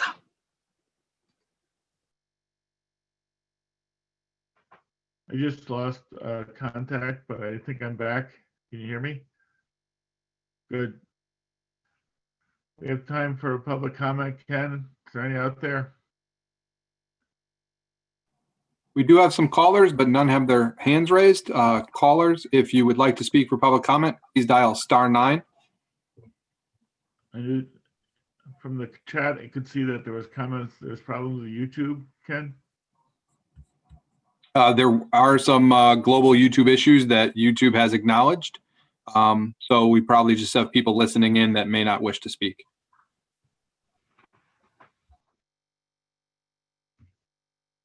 All right. If there are no comments, have a motion to adjourn. I so move. Have a second? Do I have a second? I second. All right. All in favor? Say Aye. Aye. Thank you so much. Good night, everyone. Night, Thank everyone. you. Bye. Night. Thank you for all the work. They're as big as a